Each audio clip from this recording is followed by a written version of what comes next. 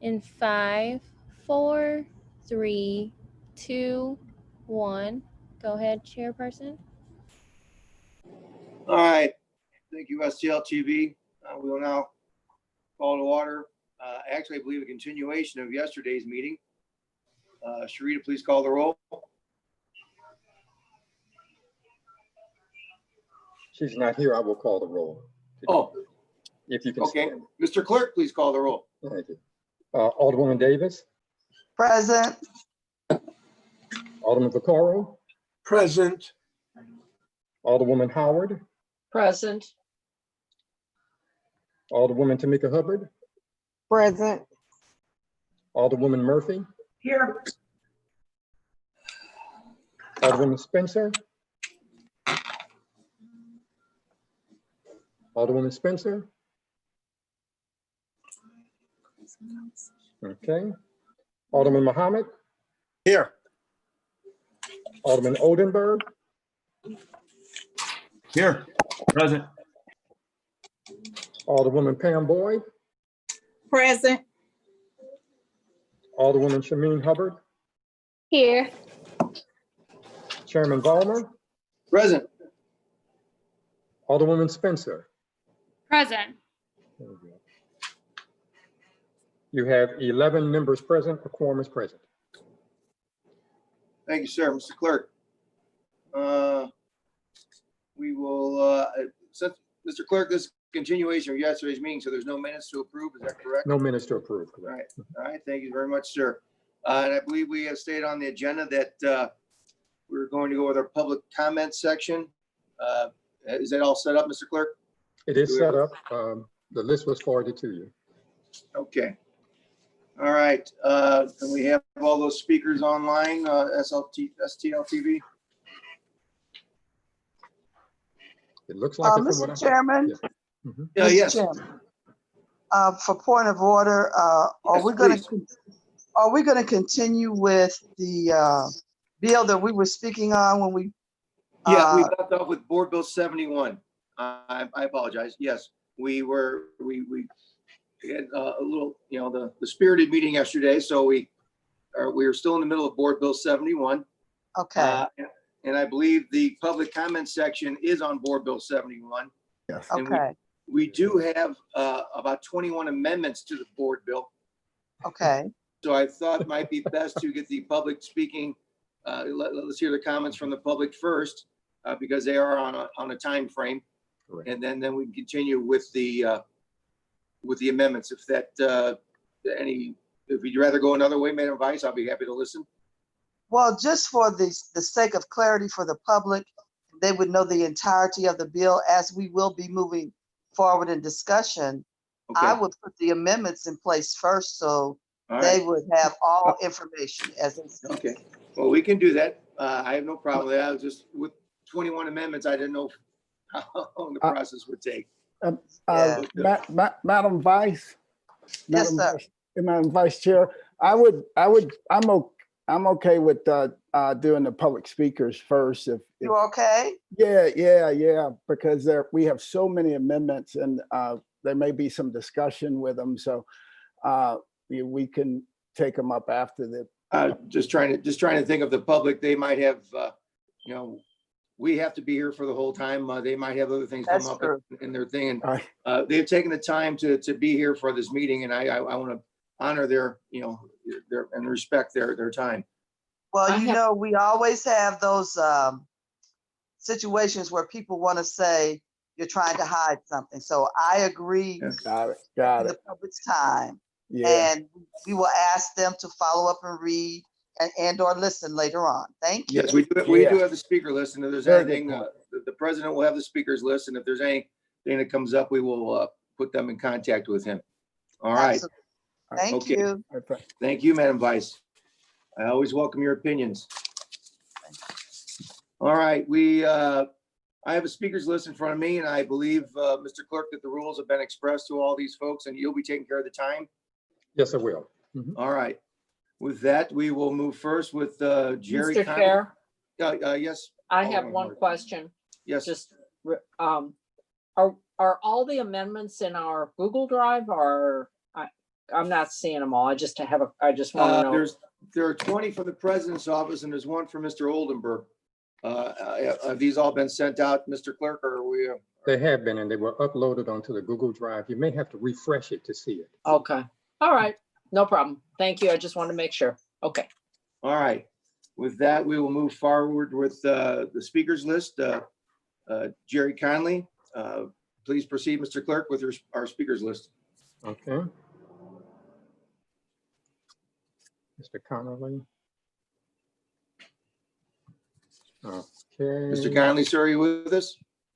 Yes. Yes, I'm with you. Can you hear me okay? Yes, we can, sir. Excellent. My name's Jerry Connolly. I'm a resident of the 8th Ward. I also am a volunteer with the STL Not for Sale organization. And I'm testifying here in opposition to Board Bill 71, which if passed would require the privatization of Lambert International Airport by April 2021. First of all, I'd like to contest the fact that the 21 amendments in the committee substitute were not posted in advance and available to the public for us to review and comment. So I will request that the committee schedule another hearing prior to the proper notice of that materials.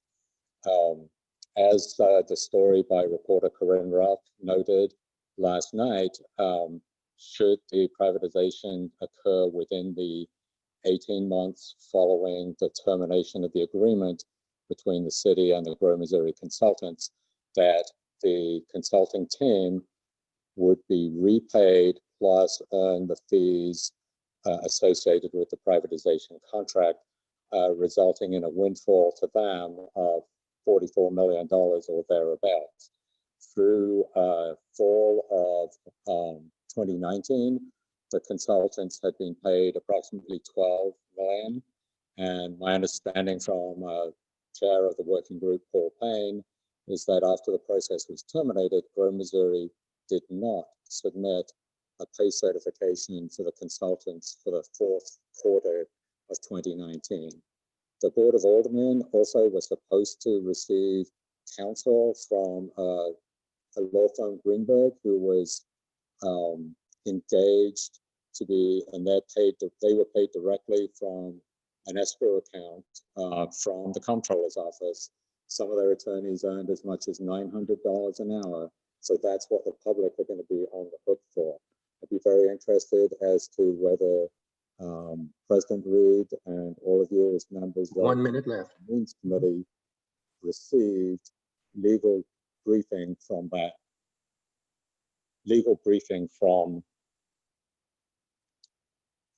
Greenbergs. Hello, can you still hear me? Yes. Yes, you're still there. Okay. So yeah, I can't remember the exact total, but something like $600,000 worth of legal work product was produced. And I'd like to see that, know whether that was received by the alderman and also have that made available to the public.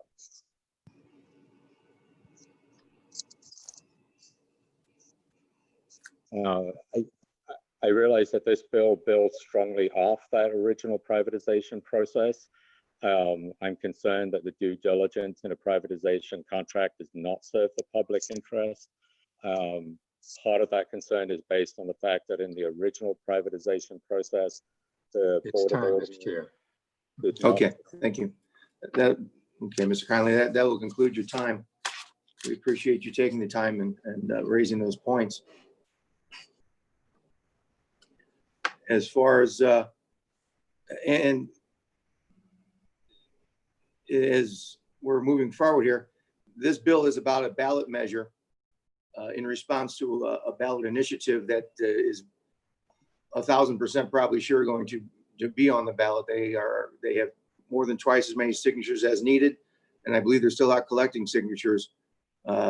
So the purpose of these meetings and this particular board bill is to allow the city to have some weigh in on the ballot measure. If we don't have something on this order, then whatever the ballot initiative, if it would pass, that is what we end up with is the situation here. So as far as what this board bill is actually about, it's not us trying to privatize the airport, it's us trying to control what might happen in the election. With that, Mr. Clerk, our second speaker. Yes. Nancy Cross.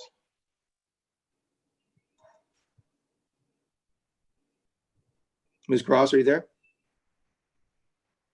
Nancy, Yes. it sounds like you're muted. Yes, I was muted and before I didn't, thanks. Good afternoon, Chair Holmer and members of the House, the Ways and Means Committee. I spoke to you on Monday. My name is Nancy Cross. I'm the president of the Missouri Kansas SES Service Employees International State Council. We represent around 12,000 people statewide. We have about 2,500 people that live in the city. We have people that work at the airport. We have people that work in public buildings in the city as well. And I'm here to speak against, I am also a citizen of the 17th Ward, and I'm here to speak against the Board Bill 71 for some of the same reasons that Mr. Conley raised. One would be, I don't know what all the amendments are, but the initial looking at the bill is another way to privatize the airport by the Board of Aldermen instead of really letting people have a citizen's vote on a clean situation. Right now, the bill that's being proposed promises a lot of items to various parts of the city and various budgetary means, and it's not clear that under the charter you can actually dictate how much money is going to go from the sale of a building, sale of property into specific pots of money. And so we feel that it is a imaginary situation where we don't know how much money is coming from the city, from the potential privatization of the airport. We don't know if you're going to be able to recoup that. We don't know how you're going to make sure that you don't lose funding in other parts of the city. And some of the areas that you're looking to put the money into is problematic, given some of the issues that have been going on in the city around racial justice matters. And we are very concerned. I actually have to say, Chairman Vollmer, your couple of comments before I spoke saying that you were concerned that if you didn't do this, that this bill would pass and you'd have to live whatever was passed. Our position is that the Board of Aldermen should actually take a stance against the privatization of the airport as well as all the other city assets, figure out a budget and work towards successfully moving that rather than falling into a trap that in the end is going to hurt the city. 1 minute. Oh, I thought you had told me, Mr. Kennedy, I was done. So, but we have a concern that this is got a lot of problems in this bill, that it's being looked at really fast and it's too fast moving and being thrown under the rug. Vice Chairwoman Davis mentioned that, you know, you're always being accused of not being transparent. Our position is that this is another situation where, because of the speed in which this bill is looking and the lack of information to the general public, it is going to become something that you're going to be blamed for not being transparent about, because the way they've collected the signatures, what they've told people are all problematic long run, and you're going to end up in a situation where once again people will begin to say that the Board of Aldermen isn't transparent. So I'd ask you to vote against this privatization bill and work going forward to back Board Bill 67 and promote good governance in the city. Thank you. All right, thank you very much. And our next speaker, Mr. Clerk. Yes, I believe it's Chelsea Murta. Hi, can everyone hear me? Yes. Okay. Good afternoon. My name is Chelsea Murta. I am a resident of Shaw in the 8th Ward, and I run my law firm out of Fox Park in the 6th Ward. I'm speaking against Board Bill 71 this afternoon because frankly, I remain stunned that this committee and the board as a whole, with its collective wisdom and intelligence, continues to allow itself to be bamboozled by Rex Sinkfield. At this point, with as much feedback that this board has already received over the last 6 months, specific to this issue of airport privatization, this committee should be absolutely embarrassed by itself for continuing to push this bill forward at the speed that it's trying to push it. In case you've forgotten, we are in the middle of an unprecedented global pandemic and the largest civil rights movement that we've seen in over 50 years. And everyone's sitting here sneakily trying to force this board bill through like you're doing residents some sort of favor with a public vote. We have much bigger issues that need to be addressed in the city of St. Louis, and this issue should not be a priority for your committee or the Board of Aldermen as a whole. To be crystal clear, the airport privatization scheme is not the will of St. Louis residents, nor has it ever been. Just like Sinkfield's Better Together merger plan, which we also rejected, this bill has a number of problems that call into question its sponsors' motives under some misleading ruse of addressing the Del Mar divide.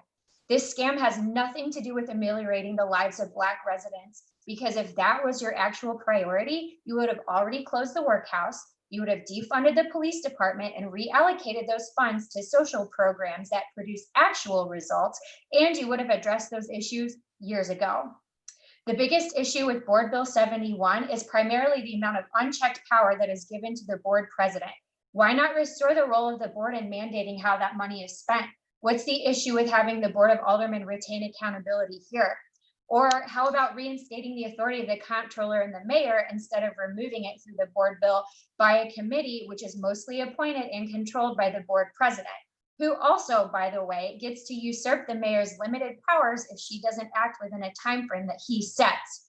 A plain view reading of this bill as it sits before your committee today without the amendments makes it clear that this bill and President Reed seek only to skirt any and all transparency and accountability, which is the exact opposite of what citizens of the city are demanding and wanting right now.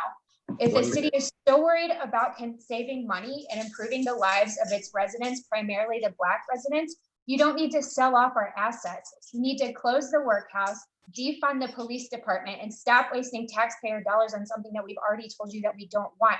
We have much bigger issues that need to be addressed, and this airport privatization scam does nothing to benefit us and stands to benefit only the politicians that are trying to force this process. Stop allowing yourselves to be swindled by a billionaire and start putting residents and our needs first. Close the workhouse. Thank you. I yield the rest of my time. Thank you very much. All right, Mr. Clerk, I believe next we have Madam Comptroller. We do. Thank you. Mhm. Can you hear me? Yes, we can, Madam. Yes, we can. I appreciate you allowing me to speak, Mr. Chairman and members of the committee. I want to say thank you for this opportunity today. Today, I come before you to urge you to vote against Board Bill 71. This board bill is fiscally irresponsible, and it is not in the best interest of the city or its taxpayers. As you know, we are right in the middle of a pandemic, and the transportation sector has been one of the worst that have been impacted by this pandemic. The International Air Transport Association has projected that because of COVID-19, we will see the airline passenger revenue drop by 55%. And that's over $300 billion in 2020. So we need to think about that first and foremost, but we also need to think about putting the city's most precious asset up for public vote with the backing of a billionaire as to how it should be done. That is wrong. The community came before you in 2019. The working families, the community activists came to City Hall seeking support for a board bill offered by Alderwoman Spencer so that we would have transparency and accountability. And our senior alderman, in fact, the president of the board, offered no support for the public vote to be put on the ballot. But today, before you, honorable board members, you have the board president bringing you a board bill 71 that has been carefully crafted for special interests. This is not a community-backed bill. This is not about making sure that the people in North St. Louis in 63115, in 63107, in 63112, the neighborhood that I live in, will have finally gotten enough money for better city services or to fix up our neighborhoods. That's not what this is about. Today, this is about bringing a board bill that 1 is minute. carefully crafted on behalf of special interests so that special interests can finally privatize our airport and receive those dollars, those hard-earned tax dollars that should be coming to the city on behalf of the working families in the city of St. Louis. So finally, honorable board members, do not be fooled by the fact that your president of the board is bringing this, because then you will have turned over this precious asset to special interests. And that is what I'm telling you, because he did not make a move when it counted on behalf of the citizens of St. Louis. And you need to remember that in 2019, activists came into City Hall and they left out of here with no help from the president of the board. And now he's rushing to help special interests. That should not be the case. And the city taxpayers, city voters need to see this for what it is. Time. Thank you so much. Thank you, Madam Comptroller. Thank you very much. All right, we'll move to number 5, Tyson Pruitt. Good afternoon, Mr. Chairman and members of the board. I yield my time. I was just on as a backup for the comptroller. All right, thank you very much, sir. All right, speaker number 6 is Danielle D'Onofrio. Yeah, pardon me if I don't say that properly. That's right. Hello, my name is Danielle D'Onofrio. I'm an associate professor of law at Washington University here in St. Louis. I speak today, and thank you for this opportunity to speak, but I speak entirely in my personal capacity. So my expertise is in non-investment grade debt, property, and corporations. What I teach is property. What I research is the intersection between property and finance. And I'm testifying today against Board Bill 71 because the timing could not be more wrong from a purely financial perspective. So we're in the middle of the low point of what we know about this pandemic. The risk that is inherent to any deal that we do now is so much greater than it was in January. And there's no real way for us to wish this risk away. And what this risk means, and this lack of knowledge, what we don't know about what air travel is going to look like going forward, means that any valuation on the airport that we do today is going to reflect this risk. So the money that we could get today from privatizing the airport may not be what we could get in a year, in 2 years, if we wait until we know a little bit more, or hopefully a lot more, about what air travel is going to look like coming out of this pandemic. And so what the timing here also means that it's wrong to give up control of this asset right now. We only have one airport. So we're looking at creating a private monopoly here. We're going to let whoever takes this lease to drive what the airport looks like in the future. And we don't know what air travel is going to look like in the future. We don't know what the city of St. Louis is going to want or need coming out of this pandemic. And so we're going to lock ourselves in. This to me looks like that moment in time when TWA sold the right to sell tickets to Caribou and the Caribou agreement to Carl Icahn. They didn't see the internet coming. They lost their stream of revenue right as the game changed. This also looks to me like Chicago selling the right to service its parking meters. and it got locked in and it can't close streets or rearrange parking as it needs to. 1 minute. So why we would give up flexibility at this moment of change and at this moment of uncertainty baffles me. And why we would try to strike a deal, a 49-year deal, at a moment when all valuations are going to be depressed because of this uncertainty baffles me. I find this to be fiscally irresponsible. It's very hard to justify right now. I think the timeline in Board Bill 71, as it's been published, I don't know what the amendments say, I don't have them available, but this timeline is reprehensible in light of this current pandemic. Thank you so much. All right, thank you very much for your time. And number 7 is Logan Sharp.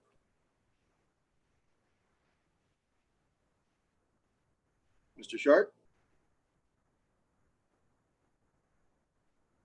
I don't see him. Do we have him online? I don't see him, Mr. Chair. Let me see. Okay. No, I don't see him. All right, we will move to number I 8. have them. Hold on. You have him?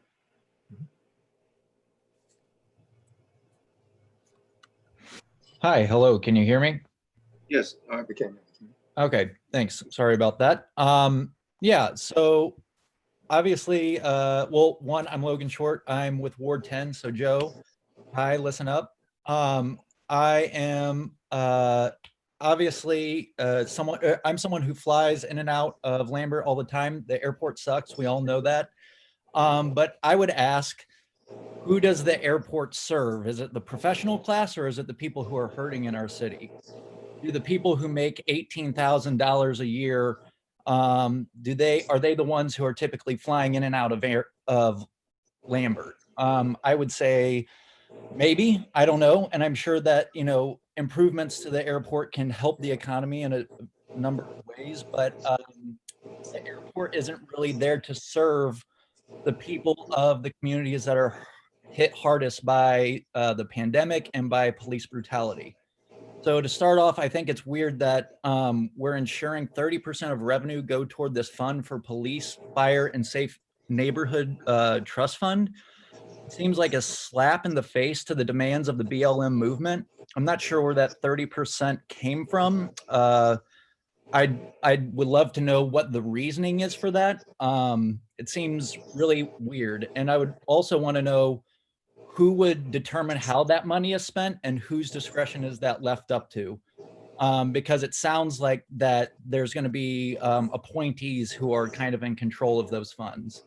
Again, I'm still educating myself on this bill, but it's also being rushed in a way. And there's, again, 21 amendments that are supposed to follow after this. So who the fuck knows what's going on? But number 2, I would love to know how Jeffrey Boyd, Sharon Tyus, John Collins Muhammad, Brandon Bosley, Jesse Todd, Tamika Hubbard, Marlene Davis, Shamim Hubbard, Lisa Middlebrook, and Pam Boyd feel about 30% going to police. I only ask that because you represent your neighborhoods, and that seems to be some of the emphasis on this bill is like that it would be helping bridge that Delmar divide. And since you represent those neighborhoods, I would want to know just what your positions are in regards to the police getting so much of this this funding.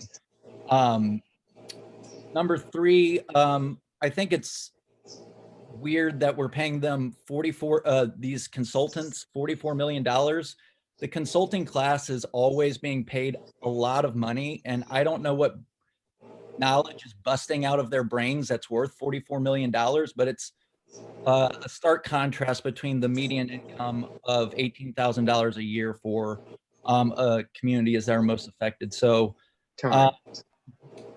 it's just a very rushed bill that I haven't been able to get caught up on. I mean, I'm an average citizen, and so it's hard enough to understand, but it seems like you all are trying to play catch up and understanding what's going on with the bill as well. So having it go to vote so quickly, especially when me and my wife were just duped into signing something by a nice kid who had a shirt covered up, that this whole process just seems really, really backwards and really rushed. And I think there's a lot of slaps in the face to movements going on right now. All right, thank you, sir. All right, and if we could, let's try and watch our language, future speakers. Speaker number 8. Dan, is it Seisman? Simon, sir. Simon, I'm sorry. My glasses are dirty and I'm old. But please proceed. Good afternoon. Thank you for having this important discussion. I'm speaking against Board Bill 71. I'm a proud resident of the 23rd Ward, and I want to emphasize that we need to follow the money. We need to follow the money. We need to follow the money. And after we're done with that, we need to follow the money some more. I've been tracking the issues of privatization since our city attempted to privatize the water in 2013. We should look back and see what happened there, if that was a good idea or not. In discussions with my neighbors, I've heard the following concerns. Lack of accountability of a privatized asset. Privatization results in higher costs for residents and government. Outside interests making profits by cutting corners at the risks of St. Louis City residents. Billionaires influencing our leaders to make changes to city assets when they don't even reside in our city. A decline in service quality. The following are quotes that I took directly from my neighbors. One neighbor said, "No privatization, please." Another neighbor said, "Can we focus on the crime and violence in St. Louis City first? Some voters see this as another issue to take away attention from the serious problems at hand." Another one said, "They misled and promised North St. Louisians a honeypot deal to get them to support this. It's being done by the same billionaires last time. Now, misled citizens petition us at Schnucks parking lot. Won't you like to sign a petition to expand the airport? A misleading way to put it. Nope."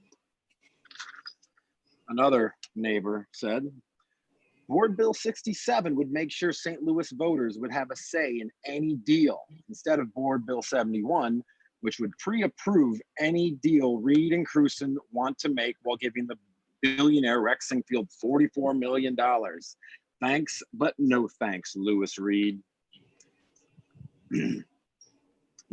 We all agree that we should have good deals for the residents of St. Louis City, for the city itself. We all know that the process of this deal is 1 minute. being pushed through.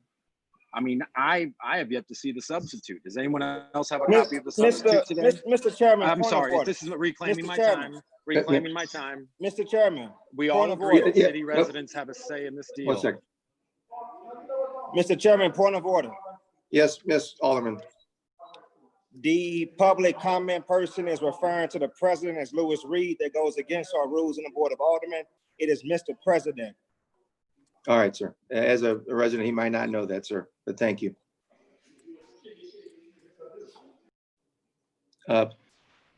My apologies on the point of order. Board of Aldermen President Louis Reed. I'm sorry, let me say thanks, but no thanks. Board of Aldermen President Louis Reed. The process of this, no one has seen this substitute that came out. I believe we're supposed to have it 24 hours in advance. I still can't get a copy of it, and I emailed the clerk to send me a copy, and I haven't gotten one yet. And at the beginning of this call, they said there were plenty of amendments to go on this, but yet how can I give public comment, public testimony on amendments that we haven't even seen yet? You guys are making a mockery of our system. It needs to be open to the public, and we need to be able to see what's going on so the citizens know what's going on, and we need to follow the money. We need to follow the money that's going to the Carpenters in St. Louis and KC Union. We need to follow the money that's going to NAACP of St. Louis and Adolphus Pruitt. And we need to follow the money that's going to Board of Aldermen President Louis Reed, because we all know where it's coming from. And that's right, thank you very much, sir. Your time is up. Your time is up, sir. Thank you. All right. Mr. Clerk, speaker number 9. Alina Lucianeko, is that correct? That's great. That's great. Hi, everyone. I am your average citizen speaking against the airport privatization. And if I mispronounce somebody's name or don't address them by Mr. President, it's because I really have no clue. But I do have a clue about being a citizen and voting in every single election. And we elected each one of you specifically to build a future for us all and for our children, for our children's children. So I want you to remember that when you vote for this today. I don't want to imagine myself driving all the way to Chicago for 5 hours one way in order to get to a destination because it's got a direct flight. And I do believe that that's going to happen if the airport gets privatized. I want to attract your attention today specifically at the fact that I found out about this meeting yesterday at 11 p.m. while actually being asleep. I woke up, checked my, you know how that goes. And then I didn't know that I needed to prepare any notes or anything. So please consider that there's hundreds, thousands and hundreds of thousands of people like me that don't know anything about this. Now, what I did do last week was as I was picking out my to-go order, I was asked by somebody very, very nicely to sign this petition. Oh, don't worry, it's not a big deal. And I said, well, what is it for? And they said, it's for keeping money in the city. And I said, well, tell me more about this because I'm interested in that. And they said, it's about the airport and it's about the fact that it's against the privatization of the airport. I promptly signed my name. I looked at the top of the thing. There was no information about what I was signing for, but I thought, oh, why would they be lying? So I just want to talk about a little bit about the fact that some of these signatures might not have been gathered in good faith. And I want you to vote with all of us in mind as you think about this. That's all I've got. All right, thank you very much. Speaker number 10, Michael Berg. Yes. Chair Vollmer, can everybody hear me? Yes, we can, sir. Oh, excellent. Chair Vollmer and members of St. Louis Board of Aldermen Ways and Means Committee. My name is Michael Berg. I'm a resident of the 24th Ward in Dogtown, and I was very involved in our successful effort in 2003 to protect St. Louis's water division from being given over to Veolia, a plan that was being pushed at the time by the former mayor, Francis Slay. And I'm glad that we still have a public water division, and I want us to still have a public airport. I'm opposed to Board Bill 71. I was especially alarmed to read in NPR article this morning how if this is done, the money will be reimbursed to for consulting fees to mostly to Rex Sinquefield of the tune of $44 million. And I think it's important we protect our public assets.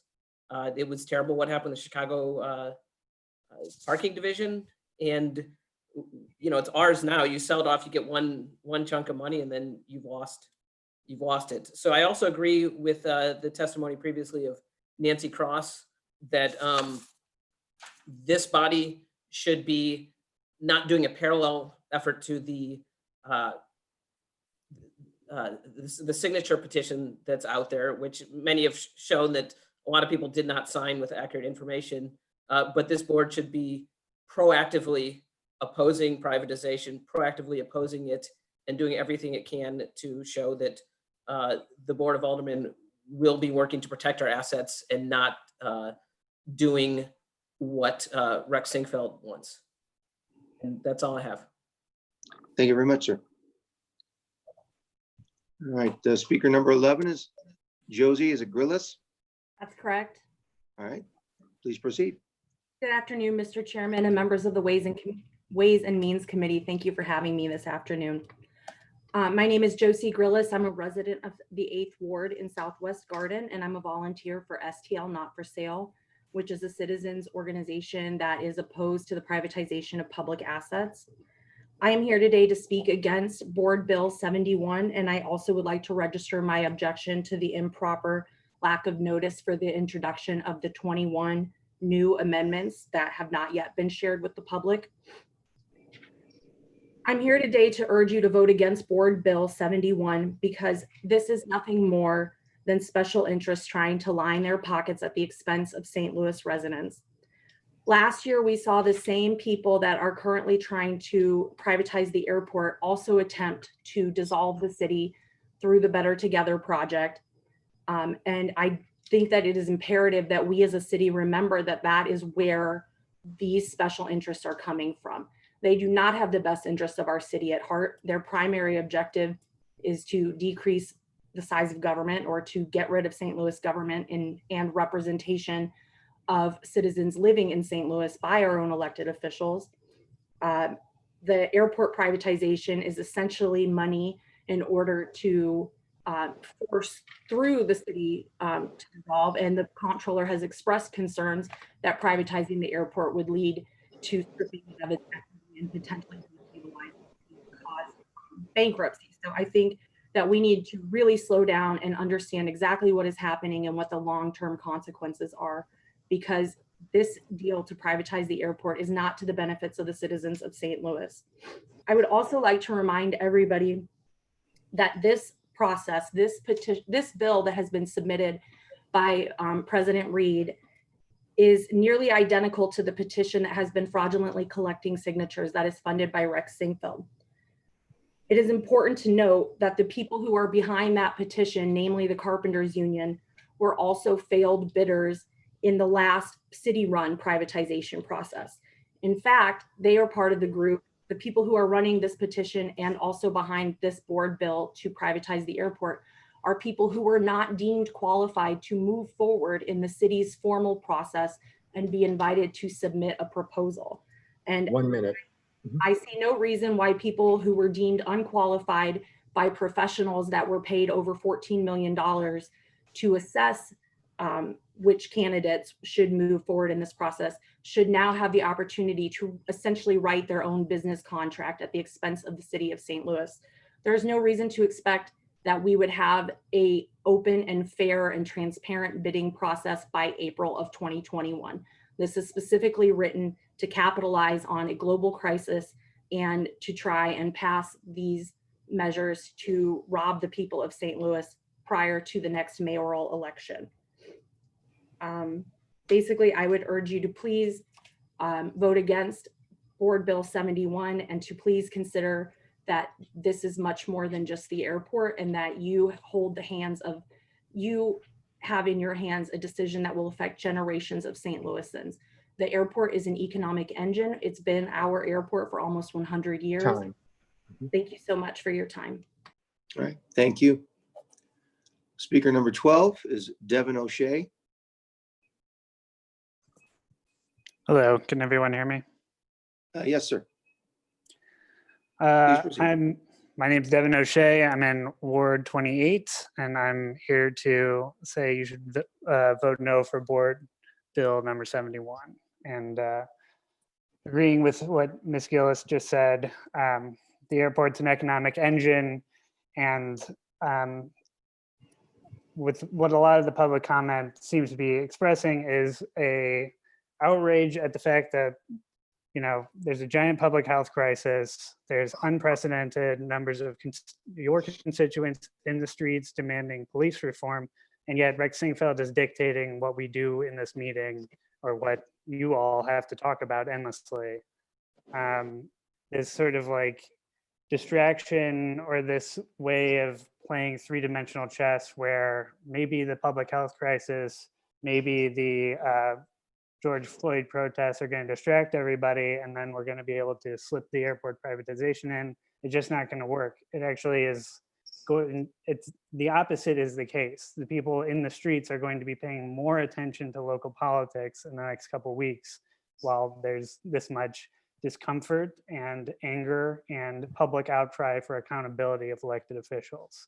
So lest you be fooled into thinking this is going to slip through or that people aren't going to realize that privatizing the airport is a, you know, budgetary thing or that doesn't impact anyone's lives or doesn't have anything to do with St. Louisans, you know, civic imagination. It will, people will know what's going on. And especially since the cries in the streets are for defunding violent or defunding the police in order to allocate assets to public goods. The airport is a public good. It benefits the city enormously. So just off the top of my head, here's some other things that we could do if we're trying to scrounge up some money is we could sell the St. Louis Police Department bazookas and Apache helicopter. We could cancel all the contracts with the dystopian city's finest private police force. 1 minute. That's really weird. We could close the workhouse, which isn't a real thing that would save the city an enormous amount of money. So I say vote no, keep our airports. This is such a waste of time. Don't let Rex Singfield waste your time. I yield the rest of my time. Thank you, sir. We have speaker number 13, Darius C. Young. Good afternoon. Thank you all to the Ways and Means Committee. I appreciate you taking time out to hear us this afternoon. I too am opposed to this Bill 71. And I live in the 17th Ward, and I am just pretty much here to share my experience with the individuals who were out collecting signatures for this bill. And right away, I understood that when they were asking me about the bill, or to sign the petition, I understood what was happening. The two gentlemen who approached me asked if I was interested in saving the city some money. And of course, anybody would be interested in saving the city some money. But then the comeback was about the airport being leased. And when I explained that I'm aware of of them trying to privatize, or of us wanting to privatize the airport, this came in. It was, well, the NAACP backs this bill. And to be quite honest, I was absolutely offended by that, because I'm thinking that, they thought that because I'm a Black man, that I would be, that would somehow have some weight or some leverage in my decision to sign their bill or to sign their petition.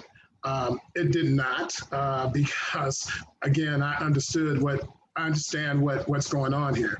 I appreciate everything that everyone else before me has had to say, and pretty much concur with all of the speakers.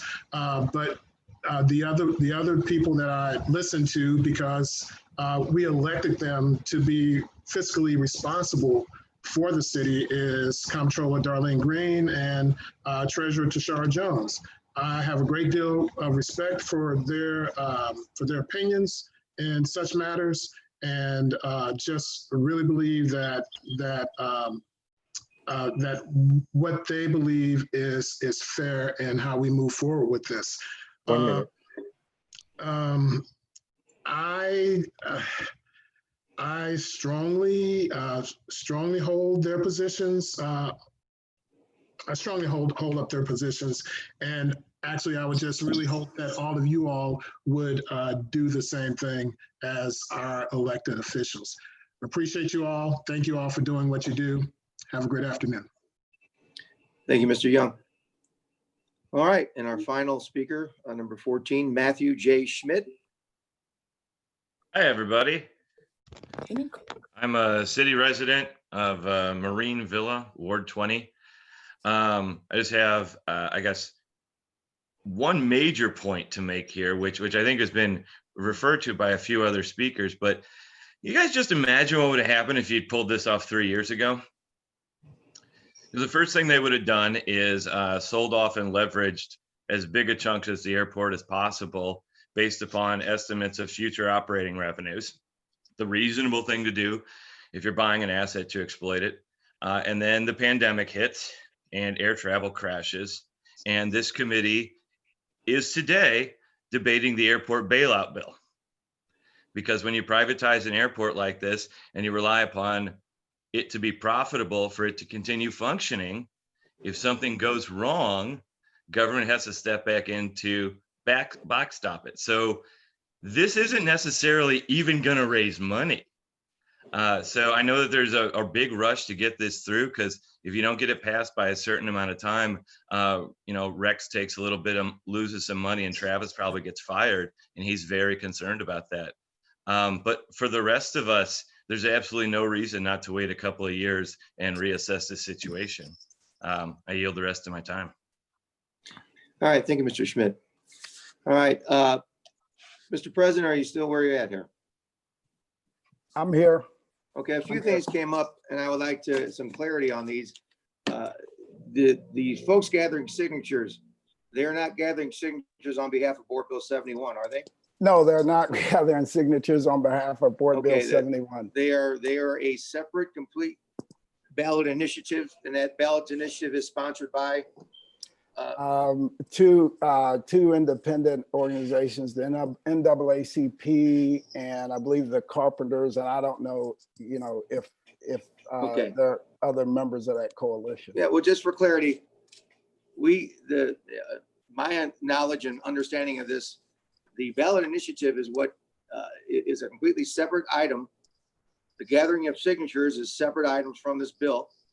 It has nothing to do with this, I believe, and you can correct me, Mr. President, your bill is in response to the fact that the signature gathering has been, they have twice as many as necessary, still collecting them up until I believe Tuesday is their day to turn in. And what more than inevitably, there's going to be a November ballot issue, whether this is on it or not, in regard to selling the, not selling, and again, the airport is, this is not a sale, this is a lease. So Yes, that is yes. what is occurring here with this bill. Is that correct, sir? That is correct. And also for the record, if everybody remembers, I'm the one that led the charge to stop the transfer, the sale of the city's water department. And then eventually, because of me fighting against it, people found out about it, and then a coalition of people began to show up at the Board of E&A meetings. I was the only member of the Board of E&A that fought against it. The comptroller later came on board, and the mayor later came on board because of all the public uproar that was started because of my no vote and me fighting to stop it. All right, sir. I just went because a lot of the comments I heard from the public speakers were in regard to the signature gathering and the sale in that. And also, I believe there people are, the timeline comes into it, was in my notes here from public input that we're rushing to do this, but I believe the only reason we're trying to get on the November ballot alongside or instead of the ballot initiative. Is that the reason for this, the timeline? Yeah, absolutely. We need to get this on the ballot. Otherwise, there's going to be one choice. There's going to be the choice that's being offered by the people who have collected the signatures. This gives us an opportunity to assure that that if indeed the public says they want to enter into a deal, this gives us an opportunity to have the right deal put in place, right? The correct one. The one that assures that we can address the issues of Del Mar Divide, the issues of poverty and lack of jobs for young African-American men, largely in our city, who people continue to forget about, and for single mothers, right? And for people who are on the verge of losing their houses, not being able to pay their electric bills, and for new development in areas that were long cut out. There was a plan called the Team 4 plan that was put forward by then Mayor Vincent Shamo that deliberately put in place systems to keep development from going north of Del Mar. So when we look at the conditions north of Del Mar exist because of an unfair system that was put in place. We have to right the ship. And the only way to right the ship is through additional revenue. So our choice is to allow the one bill that's being put in place to be voted on with no alternative. And if that bill is voted up by the voters, the funds largely will go to pay down the earnings tax. Okay. All right, and finally, and you brought the last point I wanted to just, that came up through the speakers. This is all going to a vote for the people. Oh, absolutely. That is the purpose of Absolutely. this. The reason we are here is because of the ballot initiative, but this is all still going to the public so they can say yes or no. Absolutely. That is, that we're not here to say we want to privatize the airport. Absolutely. If we vote for this, we're here to say that we're looking for some sort of, I guess, control or say in the matter if the public votes yes. Absolutely. Absolutely. Look, anytime we can seek approval of the voters, and especially in an issue like this, I think is absolutely prudent. When I can't pronounce her last name, her first name was Alina. Yes. And I don't know how to pronounce her last name, but one of the things she talked about was notification, right? And being notified and getting the opportunity for, to see what was going on.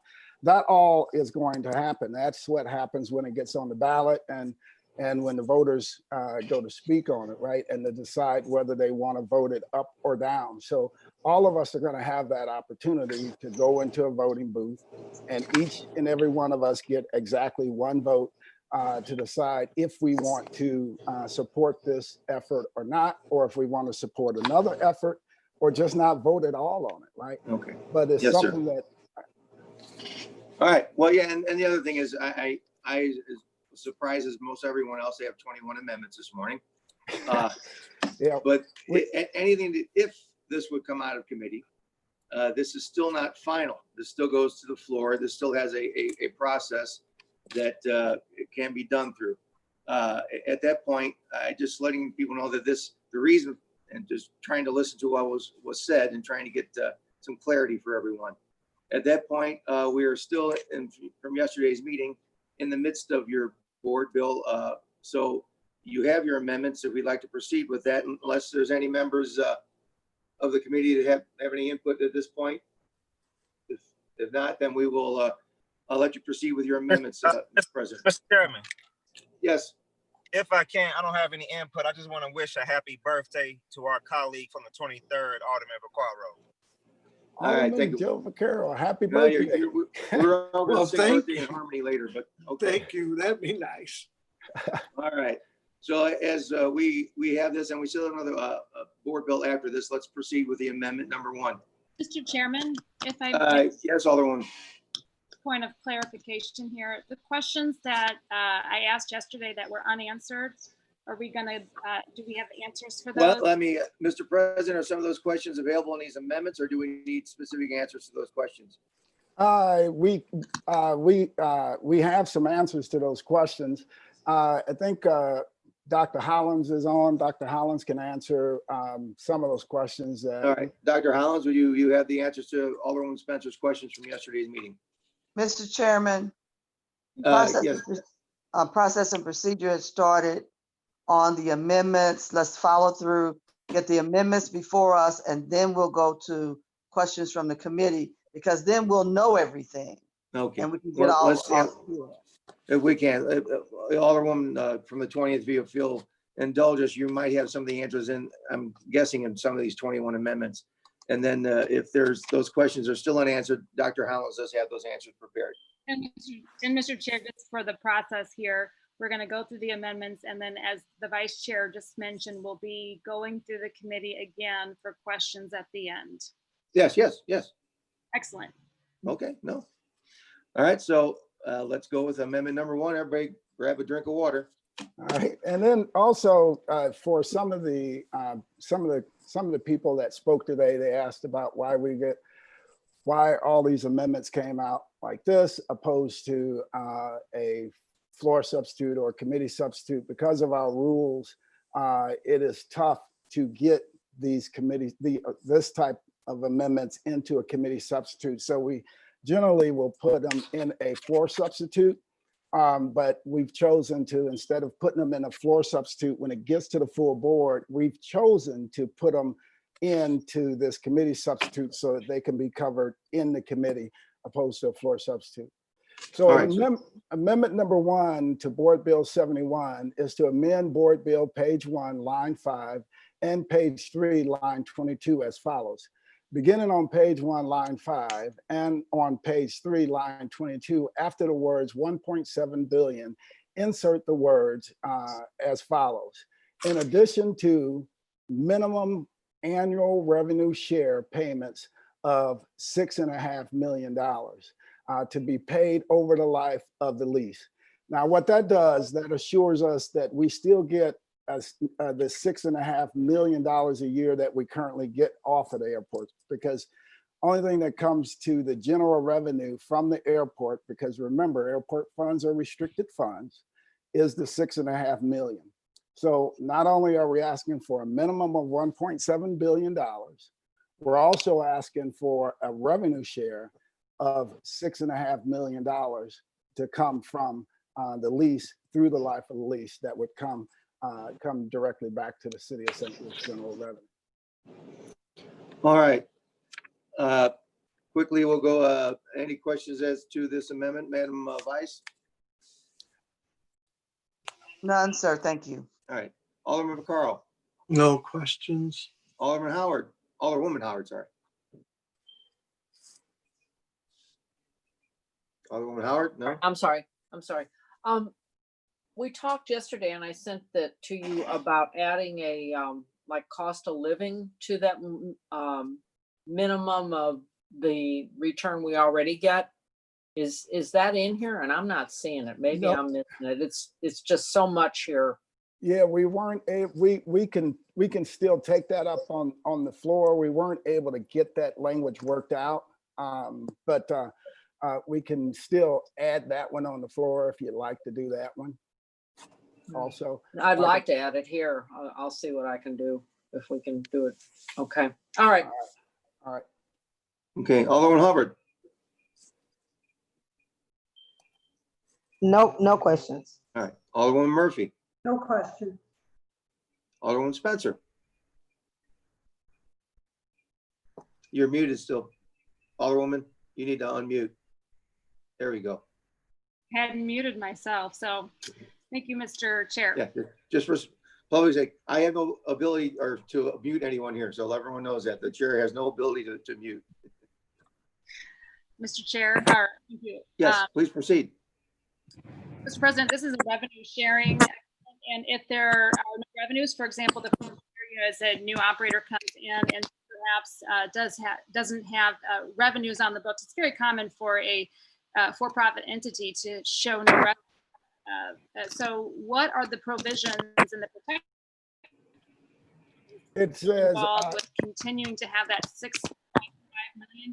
I'll finish my question. That $6.5 million of profit that we get off of our airport right now through sales tax, in lieu thereof, if the private operator is not generating revenue. Because it says a minimum of $6.5 million. So we're saying in here, we're requiring a minimum of $6.5 million.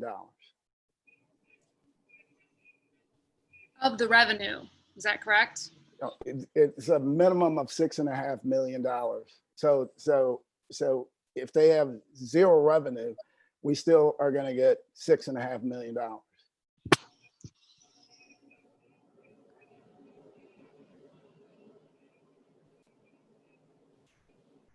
It says a minimum annual revenue share payment. So Yes. that indicates that what that says is a share of revenue. If there is no revenue generated by the airport operator, for example, you can't engage in a revenue share payment. Again, we're saying that the minimum payment, we're still saying that the minimum payment back I to the would feel city. much more comfortable if it said a minimum share payment and remove the terms annual revenue share. I'm okay with that. We can remove revenue Okay. share off of there if you like. Okay, do we have to? But to the Alderwoman from the 14th point, what she was saying is she would like it to be able to go up over time. So if we remove the words revenue share from that, then our minimum payment that we will probably be stuck at $6.5 million over time. But I'm okay with doing that if the committee would like to do that. So I guess, Dr. Hollins, if you're listening as far as language financially, I would like, why don't we, because we have not made a motion for amendment number 1 yet. No. We're merely discussing. Yeah, and that's amendments 1 and 2. So if Dr. Hollins wants to work up some additional language for those. So amendment number 2 is in regard to the same items? Same thing, yep. Okay. Yeah, so we'll hold on 1 and 2 and go. If we can hold, we'll hold 1 and 2. We have not made any motions on those. Dr. Hollins, are you with us still, sir? Yeah, I'll let me work with the city or the Board of Aldermen's council because they usually draft any amendment. All right. Okay, if you could work on those two, we'll. Mr. Chairman. Yes, Madam Vice. I know it's important that Dr. Hollins, as he's looking at this should just have a simple adjustment done to it because Yeah, this isn't anything extensive. No. Let me clear it up. That when you're writing the contracts, and he knows this, you put the GDP in there anyway. So make sure that this is simple, that we're just trying to retain this dollar amount at a minimum that we're already collecting annually. Exactly, and that's what the current amendment does. Because when we finalize, if we end up going through to a contract, and if the voters votes in 60% of the voters come out and say they want to do this thing, when we go to write the contracts will be written based on that language, which would specify what that revenue share is, right? But assuring that there was a minimum payment coming back to the city at $6.5 million. So that language, the way we have it set up, is precisely the way we need to do, what we were intending to do. And it also leaves room during the final contracts to address what the Alderwoman from the 14th would like to see. The more narrow you make it right here, the less power they're going to have in that final contract setup. So I would recommend not changing it, but if there's an overwhelming desire to take revenue share out of that, I think that we're cutting ourselves off. Okay, well we'll continue with it. Alderwoman Spencer, anything else before we? No, on amendment 1. Thank you, Mr. Chair. All right, thank you. Alderman Muhammad, any questions, comments on this item? Alderman Muhammad?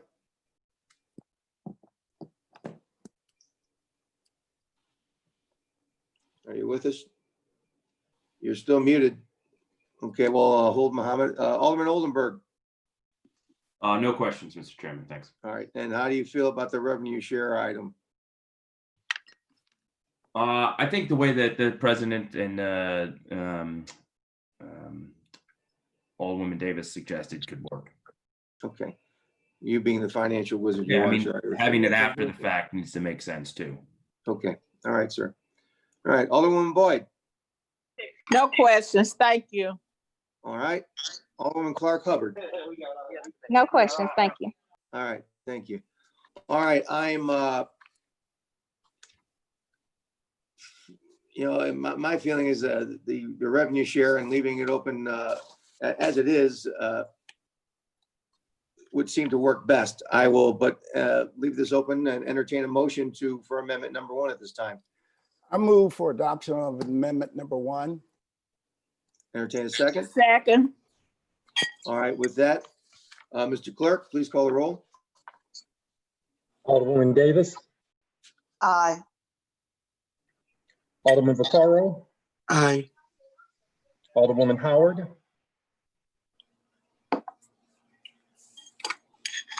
Alderwoman Howard, you're muted. Need to unmute. Oh, when you put that up there, it won't unmute. Anyway, pass for now. Okay. Alderwoman Tamika Hubbard, Aye. Alderwoman Murphy, Aye. Alderwoman Spencer,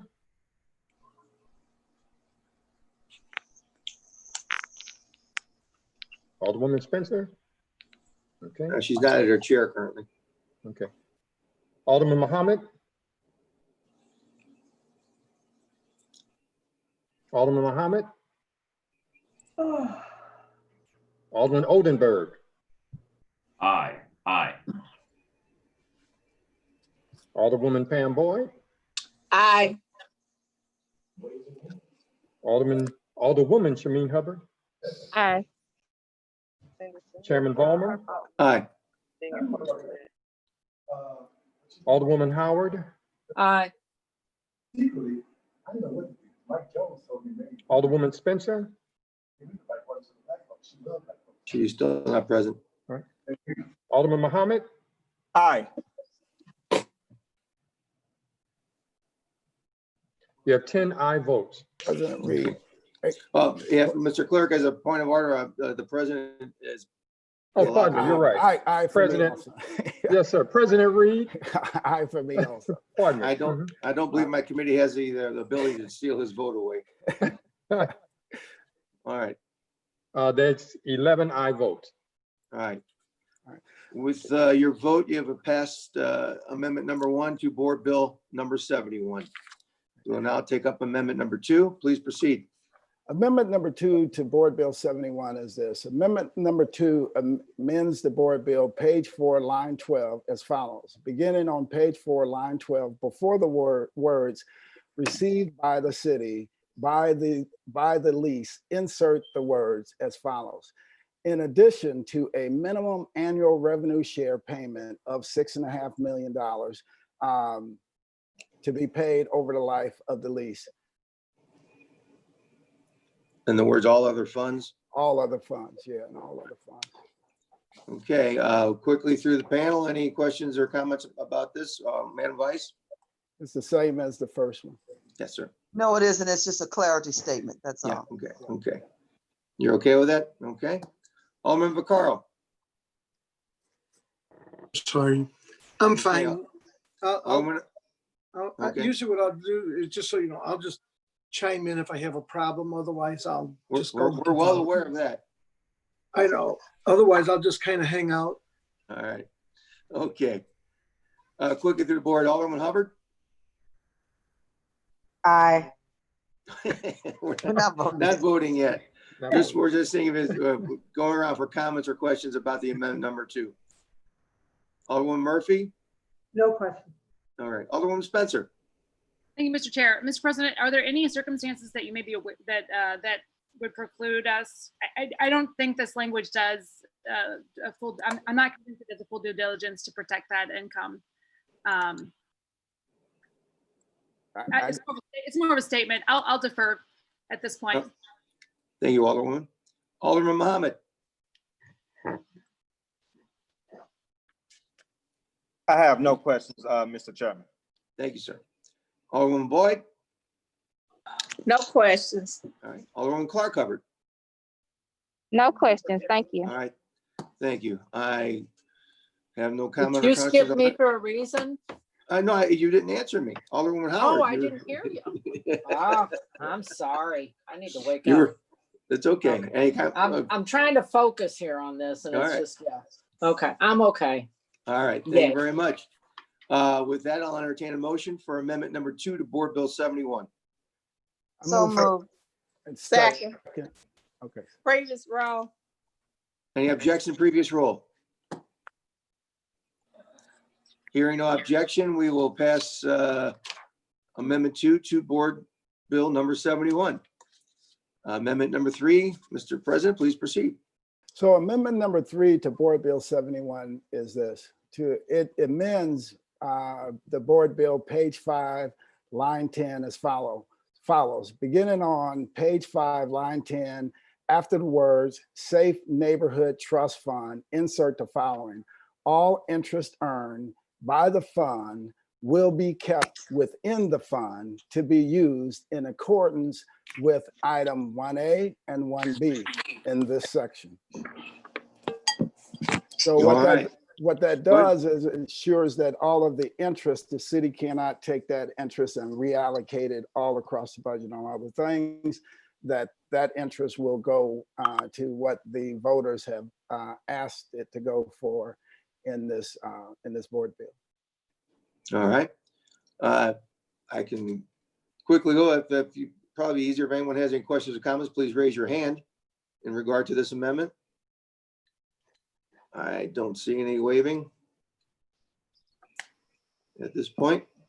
If no one has any questions or comments, I'll allow you to close on Amendment 3. No further comments or All right. anything. At that point, I will entertain a motion for Amendment 3 to Board Bill 71. I move. Yeah, I'll make a motion. All right, moved by the Alderman from 23rd, Second. second by the Alderwoman Boyd. Previous rule. Hearing no objection to previous rule, Amendment number 3 to Board Bill 71, it's passed. We'll move on to Amendment number 4. All right. Amendment, Alderman John Collins Muhammad, that's his amendment, so he's going to handle amendment number 4. All right, Alderman Muhammad, please proceed. I'll handle it. Okay, he's either got the slowest fingers or the slowest internet amongst us. Mr. Chair, Yes, Alderman, here. Please proceed.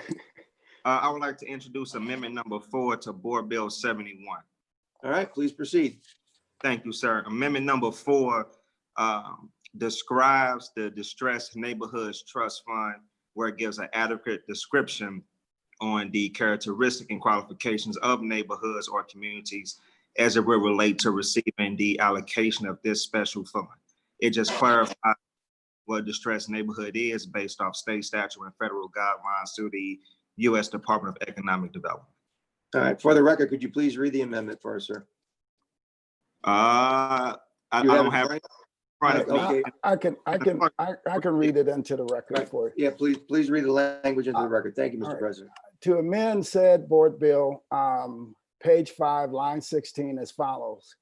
Beginning on page 5, line 16, after the words above the city average, insert the words as follows.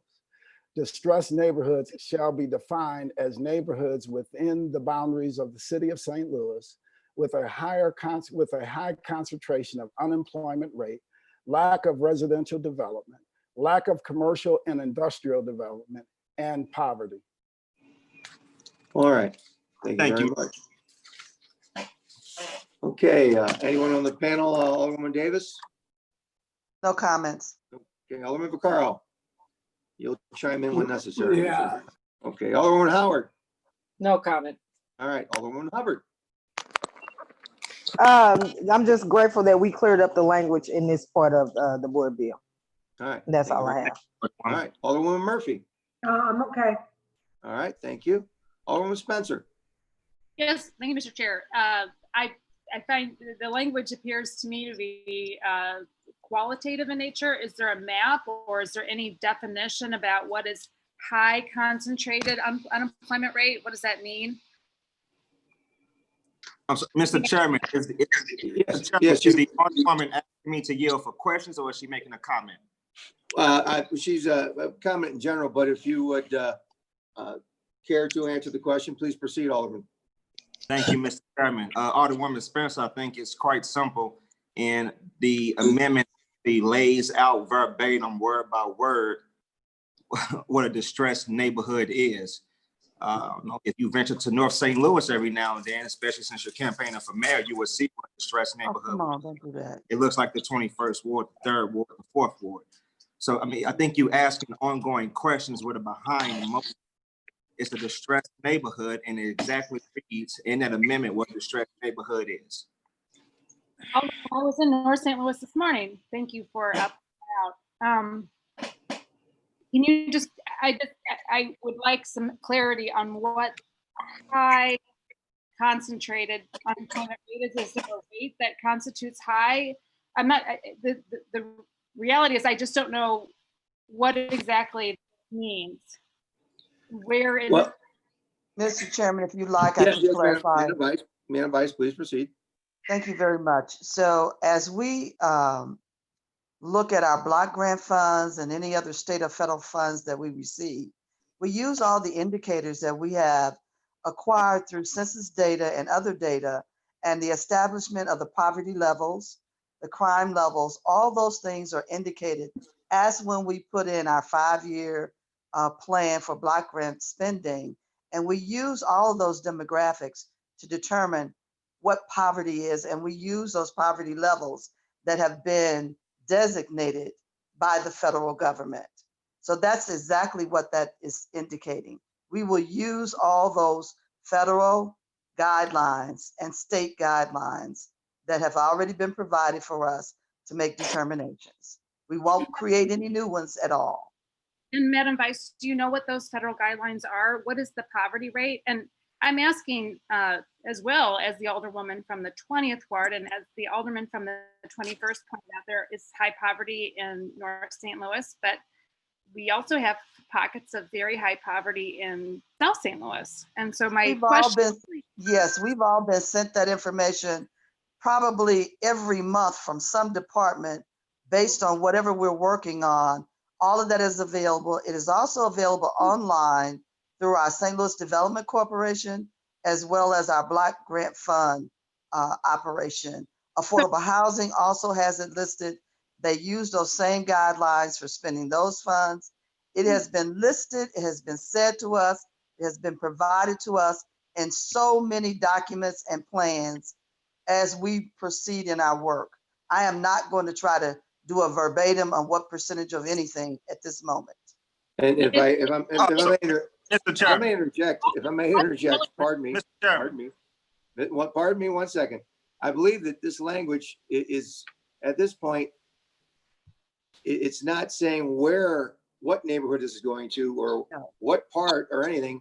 It clearly states within the boundaries of the city. If there are neighborhoods that qualify as distressed by national or state or federal standards, that's what this isn't saying.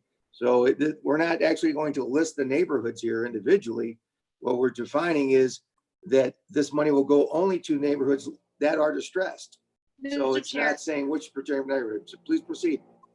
Mr. Chair, with all due respect, it does not say as regarding, it does not specify the federal guidelines, and therefore, because in my view, my reading of it, it did seem qualitative, and so I was simply looking for some quantification of what those what we're looking at here. If we were to say instead to follow federal guidelines related to high poverty and high unemployment, I think it may offer some clarity, and that way, as the Vice Chairman was pointing out, with these emails we get on a daily basis related to those levels, there would be some correlation. But unfortunately, my concern here would be that we could use the term high concentrated unemployment rate to mean anything we may want it to mean at any given time, rather than quantifying what it actually means. So the question was just simply looking for some clarification on those levels so we could have some boundaries. Otherwise, it does feel a little bit qualitative to me. But again, I was simply looking for some quantification. Certainly.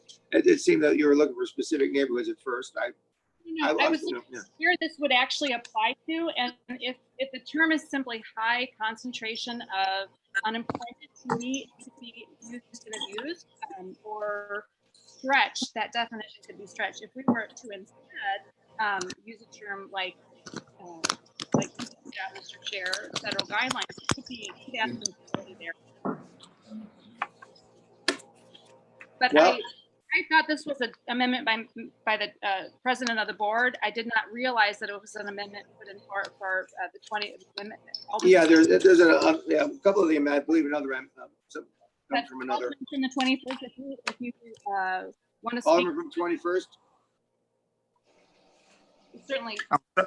I'm sorry, Mr. Chairman. I was not listening to the alderman for the 20th ward. Okay. What she's speaking about is maybe adding the language. No, sir. As defined by federal guidelines. This is defined by guidelines, Mr. Chairman. I will not change my amendment. Okay. We will go through the committee and see how we feel about it. We'll go Alderwoman, Madam Vice, Alderwoman Davis. Any comments on Amendment 4? The terminologies that are used are those that indicate federal or state. So there's really no reason to change anything. All right. Alderman Vaccaro. I'm fine with it the way it is, and I trust John's done his research. All right, sir. Alderman Howard.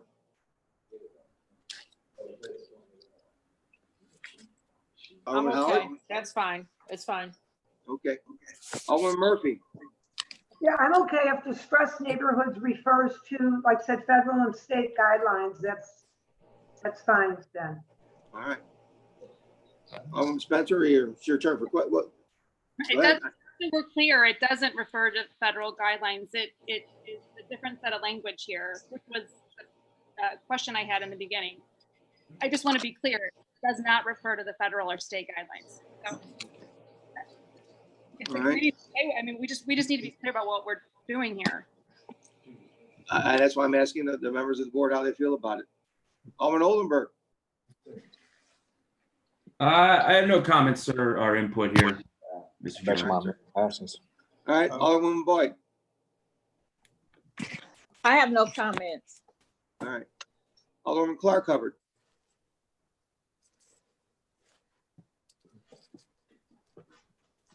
Alderwoman? No comments. Thank you. All right. Okay, and I believe, the language is fine with me, but we'll take a vote and I'll entertain a motion to amend Amendment number 4 to Board Bill 71. Mr. President, I make the motion to amend Board Bill 71 with Amendment number 4. I'll second that. Okay. Okay, we need to take a vote. Previous roll. Previous roll. Previous roll. Hearing no objection to previous roll, we have passed out Amendment number 4 to Board Bill 71. Thank you, Mr. Chairman. Thank you, members of the committee. All right. Amendment number 5 to Board Bill 71. Mr. President?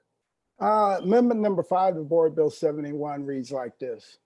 To amend Board Bill page 6, line 4 as follows. Beginning on page 6, line 4 as follows. Beginning on said page, actually, wait a minute.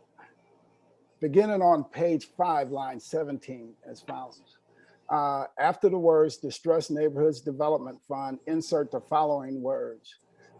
At least 65% of the funds dispersed from this trust fund will be for areas in the city of St. Louis that are north of Delmar, as mentioned in the biannual as measured on a biannual basis. All interest earned by this fund will be kept within the fund and to be used in accordance with items 1A, 1B, and 1D of this section. Okay. And this is merely clearing up something that was. Yeah. Yeah. Okay. All right. Alderwoman Davis. No comments. All right. Alderman Vaccaro. Nothing really. We're an hour and a half into and 25% through the amendments. Thank you for the update. Alderwoman Howard. Nothing. Okay. Alderwoman Hubbard. No questions. All right. Alderwoman Murphy. No, I'm okay. All right. Alderman Spencer. No questions. Alderman Muhammad. I have no questions, Mr. Chairman. All right. Alderman Oldenburg. No questions, Mr. Chairman. Alderwoman Boyd. No questions. Alderwoman Clark Hubbard. No questions. All right. I'm fine. We'll take, entertain a motion for amendment number 5 to Board Bill 71. I move for adoption of amendment number 5, Board Bill 71. I'll second that. All right. Previous roll. Hearing no objection to previous roll, we have moved amendment number 5 to Board Bill number 71. Take up amendment number 6 to Board Bill 71. Please proceed. All right, thank you, Mr. Chairman. Amendment number 6 to Board Bill 71 reads like this. beginning on page 6, line 4, as follows. Strike out the words in the job training fund, at least 20% of the lease proceeds, but not more than $200 million, which shall be used solely for the purposes of job training and workforce development. And insert the words in the job creation and training fund, at least 20% of the lease proceeds, but not less than $200 million, which shall be used solely for the purposes of creation of new jobs and a new job center in the city of St. Louis, training residents to meet qualifications of those newly created jobs, and other new and emerging fields that offer the greatest employment opportunity, and for the purposes of funding state-of-the-art training for high demands within our region. All interest earned in this fund shall be used in accordance with items 1A and 1B of this section. All right. Alderman Davis? No comments. All right. Alderman Vaccaro? No comments. All right. Alderman Howard? No comment. Alderman Hubbard? No questions. All right. Alderwoman Murphy? I'm okay. All right. Alderwoman Spencer? No questions. Alderman Muhammad? No questions. Alderman Oldenburg? No questions, Mr. Chairman. Alderwoman Boyd? No questions. Alderman Hubbard? Clark Hubbard, I'm sorry. No questions, thank you. All right. With that, I'll entertain a motion to adopt amendment number 6 to Board Bill 71. So moved. I'll make the motion. Second. Okay. Previous role. Hearing no objection, previous roll. We have passed out amendment number 6 to Board Bill 71. We will now take up amendment number 7 to Board Bill 71. Please proceed. Amendment number 7 to Board Bill 71 reads like this: to amend the board bill, page 5, line 10, beginning on page 5, line 10, after the words Safe Neighborhood Trust Fund, insert the following words: all interest earned by the fund will be kept within the fund to be used in accordance with items 1A and 1B in this section. All right. So all this does is assures that the fund recaptures all the interest that is built up from the funds that are on deposit. All right. Alderman Davis? No comments, sir. All right, thank you. Alderman Vaccaro? Alderman Vaccaro? All right. Alderman Howard? No comment. All right. Alderman Hubbard? No questions. Alderman Murphy? No questions. Alderwoman Spencer? No questions. Alderman Muhammad? None, Mr. Chairman. All right. Alderman Oldenburg? No questions, sir. Alderwoman Boyd? No questions. All right. Alderman Clark Hubbard? No questions, thank you. All right. With that, I'll entertain a motion to amend amendment number 7 to Board Bill 71. So moved. Entertain a second. Previous row. Hearing no objection to previous roll, we have passed out amendment number 7 to Board Bill 71. Amendment number 8 to Board Bill 71. Amendment number 8 for Board Bill 71 reads like this: to amend said Board Bill, page 6, line 22, as follows. Beginning on page 6, line 22, after the words, at least 50% of the initial deposit in the Streets, Bridges, and Parks Trust Fund shall be dispersed or committed within 3 years, and insert the following. D, funds allocated for parks will be for those that are considered neighborhood parks that do not currently have a significant outstanding funding source. Parks that do not qualify as neighborhood parks include Forest Park and Tower Grove. Funds allocated for parks will be distributed by average by acreage of the park and will be allocated annually per the direction of the current alderpersons who represent the wards contained where the park is contained. All interest earned by the fund shall remain in the fund as indicated on lines items 1B and 1C of this section. All right. Thank you. Alderman Davis? Mr. Chairman, I'd like to ask the president, I believe we have 2 other parks that are not considered neighborhood parks. Is that fairgrounds? No, I think this is with for parks without a significant funding source. You know, like Forest Park has Forest Park Forever. You know, Tower Grove has its fund, you know, a lot of independent funding coming into it. So we want to make sure that these funds get out to some of these other pocket parks and neighborhood parks that typically are left without, you know, the same funding or the same opportunities to address some of the issues within the parks and the repair issues. May I make a friendly suggestion that absolutely, that the terminology should add parks that do not have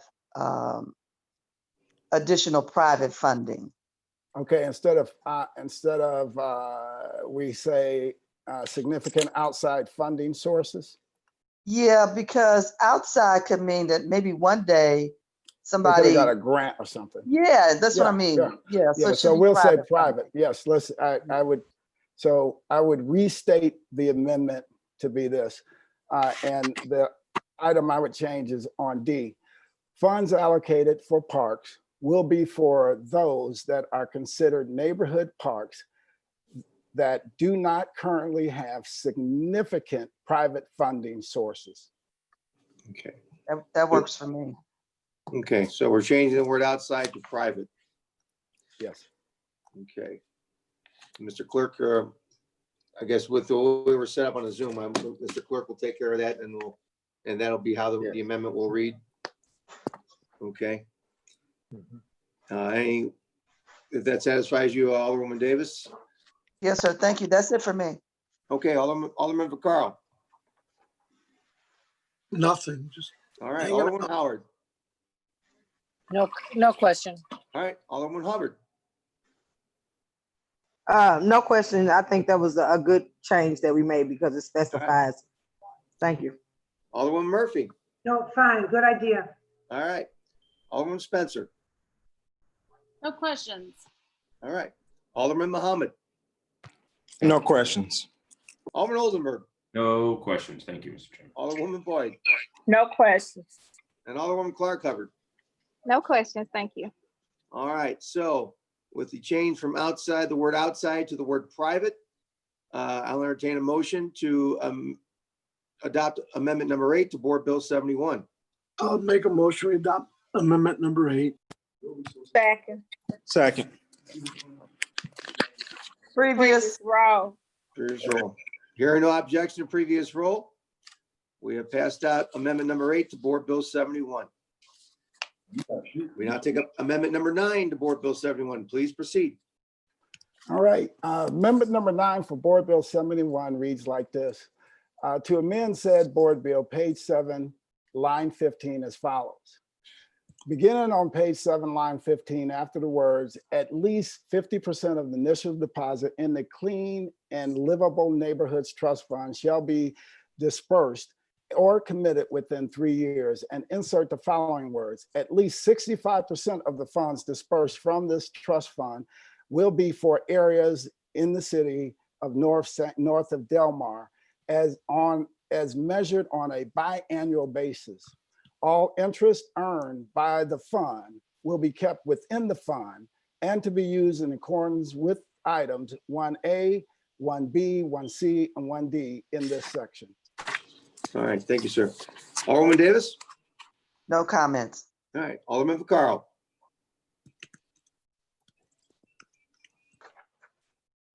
Alderman Howard. No questions, no comment. Alderwoman Hubbard. No question. All right, Alderwoman Murphy. No, seems okay. All right, Alderwoman Spencer. No questions. Alderman Muhammad. No, Mr. Chairman. All right, thank you. Alderman Oldenburg. No questions. Alderwoman Boyd. No questions. Alderwoman Clark Hubbard. No questions, thank you. All right, with that, I'll entertain a motion to approve amendment number 9 to Board Bill 71. So move. Entertain a second. Second. Entertain previous Previous roll. row. Hearing no objection to previous roll, we have adopted amendment number 9 to Board Bill number 71. We'll now take up amendment number 10 to Board Bill 71. Mr. President, please proceed. Okay, amendment number 10 to Board Bill 71 reads like this: to amend Board Bill, the said Board Bill, page 8, line 9, as follows. Beginning on page 8, page 8, line 18, after the words minority business assistance shall be dispersed or committed within 3 years, insert the following. Uses of funds will include providing minority and women-owned construction firms with the capacity and resources to qualify as responsible bidders as defined in later sections of this charter amendment. All interest earned by the fund will be kept within the fund to be used in accordance with items 1A and 1B in this section. All right, Alderwoman Davis. No comments. All right, Alderman Carl. No comments. All right, Alderwoman Howard. No question. Alderwoman Hubbard. No question. All right, Alderwoman Murphy. Yep, seems all right. Okay, Alderwoman Spencer. No questions. Alderman Muhammad. No questions. Alderman Oldenburg. No questions. All right, Alderwoman Boyd. No questions. Alderwoman Clark Hubbard. No questions, thank you. All right, with that, I'll entertain a motion to adopt amendment number 9, amendment number 10 to Board Bill 71. Second. Okay, I got it. All right. I didn't hear the motion. Who made the motion? Mr. President? Previous row. No, I was, Who made the so motion? moved. Mr. Chair? Yeah. We need a motion first. Somebody So seconded moved. and somebody got a phone call. So I'll moved. make the motion. It don't matter. Okay, there's a motion. Entertain a second. Second. All right, previous roll. Previous. Hearing no objection to previous roll, we have adopted amendment number 10 to Board Bill 71. We now take up amendment number 11 to Board Bill 71. Please proceed, Mr. President. All right, thank you, Mr. Chairman. Amendment number 11 to Board Bill 71 reads like this: to amend said Board Bill, page 9, line 12, as follows. Beginning on page 9, line 12, after the words Public Transit Infrastructure Trust Fund, insert the following. All interest earned by the fund will be kept within the fund to be used in accordance with items 1A and 1B in this section. All right, Alderman Davis. No comments. All right, Alderman Vaccaro. No comment. Alderwoman Howard. No. All right, Alderwoman Hubbard. No question. All right. Alderwoman Nothing. Murphy. Alderwoman Spencer. No questions. Alderman Muhammad. No, Mr. Chairman. All right, Alderman Oldenburg. No questions, sir. And Alderwoman Boyd. No questions, sir. Alderman Clark Hubbard. No, thank you. All right, with that, I'll entertain a motion to adopt amendment to number 11 to Board Bill number 71. I'll make a motion. We adopt amendment number 11. Second. Entertain second. Previous row. Hearing no objection to previous roll, we have adopted amendment number 11 to Board Bill 71. Amendment number 12 to Board Bill number 71. Please proceed, Mr. President. All right, amendment number 12 for Board Bill 71 reads like this: to amend said Board Bill, page 9, line 16 as follows. Beginning on page 9, line 16, after the words "in city departments and agencies," insert the following: as well as developing a state-of-the-art technology infrastructure in city neighborhoods. And this amendment was brought forth by Alderman John Collins Muhammad. All right. So I'm just reading it into the record form. You may want to refer to Okay, it. Alderman Muhammad, you have anything you'd like to add for amendment number 12? I do. Thank you, Mr. Chairman. Thank you, Mr. President. I would also like to put in amendment number 12, as well as developing a state-of-the-art technology infrastructure in city neighborhoods to include a study to evaluate broadband and Wi-Fi service throughout the city. Okay, so you're amending the amendment? Yeah, I was just reading it, Yes, sir. this current stuff, but he's making the actual amendment. Yes. Okay, but the amendment I have in front of me, the new words will be as well as developing a state-of-the-art technology infrastructure in city neighborhoods. Then all interest earned by the fund will be kept within the fund to be used in accordance with items 1B and 1C in this section. The words broadband are not in there that he just mentioned. Right. Alderman, you want to read that again? And the part he's reading comes after the "as well" and before all interest earned. Yes, sir. All right. Yes, sir. It says the amendment should read, this will include a study to evaluate broadband and Wi-Fi service throughout the city. Okay, so But that's already there. Yeah. yeah, that's not what we have. So my amendment, so are you, so it's going to be. I'm asking to friendly amend the amendment, Mr. Chairman. Yes. Okay, yes. so after the word city neighborhoods, what Yes. what exactly is the language? So the clerk can get this. Yeah, yes, Mr. Chairman. This will include a study to evaluate broadband and Wi-Fi service throughout the city. Okay, so study to, so as well as developing a state-of-the-art technology infrastructure in city neighborhoods, this will include a study To for- include broadband access throughout the city. access throughout the city. Mr. Clerk, do you have that? I thought, yeah, I do. I thought he said to evaluate broadband. Yes, sir. Okay, Do you Okay. really want, may I add? yes, uh, ma'am. Do you really want to evaluate? I think we just need to add it. At this point in 2020, we know we need it. Absolutely. To add broadband, We don't need to evaluate it. We know we need it. yeah, Okay. Let's just make it happen. to it. I agree. All right. So to- we're, well, what we need is proper language here, though. Correct. Yes, So, sir. I mean, to me, and maybe I'm wrong, as well, the state-of-the-art technology infrastructure, state-of-the-art would include broadband in my mind, as I'm reading it as a layman. But That's- I don't know if we need to be specific with the word study and broadband, because broadband is state-of-the-art, and in 2 years, there might be something bigger than broadband, and who knows? You know, There will so- be. Yeah, Yes. so I believe personally, Mr. Alderman, Chairman. I think the language here leaves it more open to, to whatever happens in the future. But I'll take everyone's thoughts. I just wrote in the chat through this Zoom, the language, so the clerk and yourself and all the members of the committee can see it verbatim. Okay, let me look at that real quick. I don't know how to Thank do you, that. Alderman.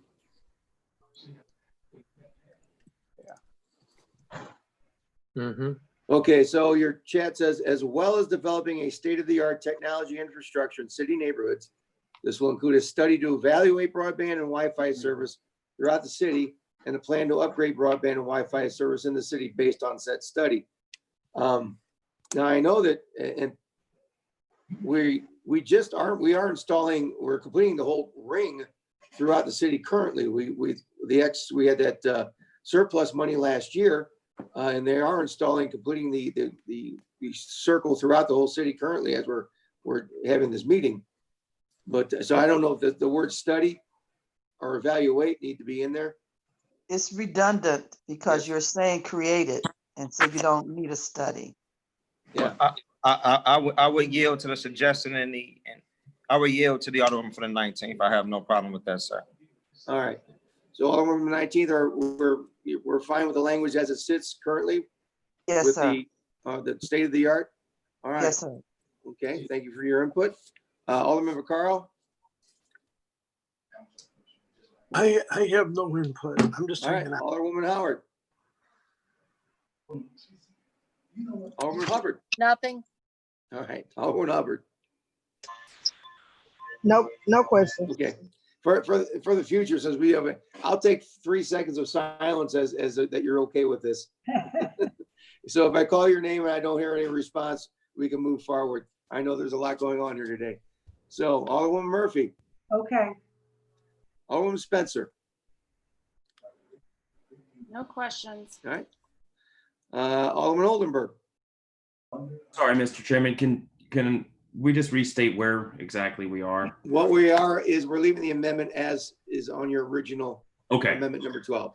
okay, I have no questions. Thank you. All right, you're welcome. Alderman Boyd. No questions.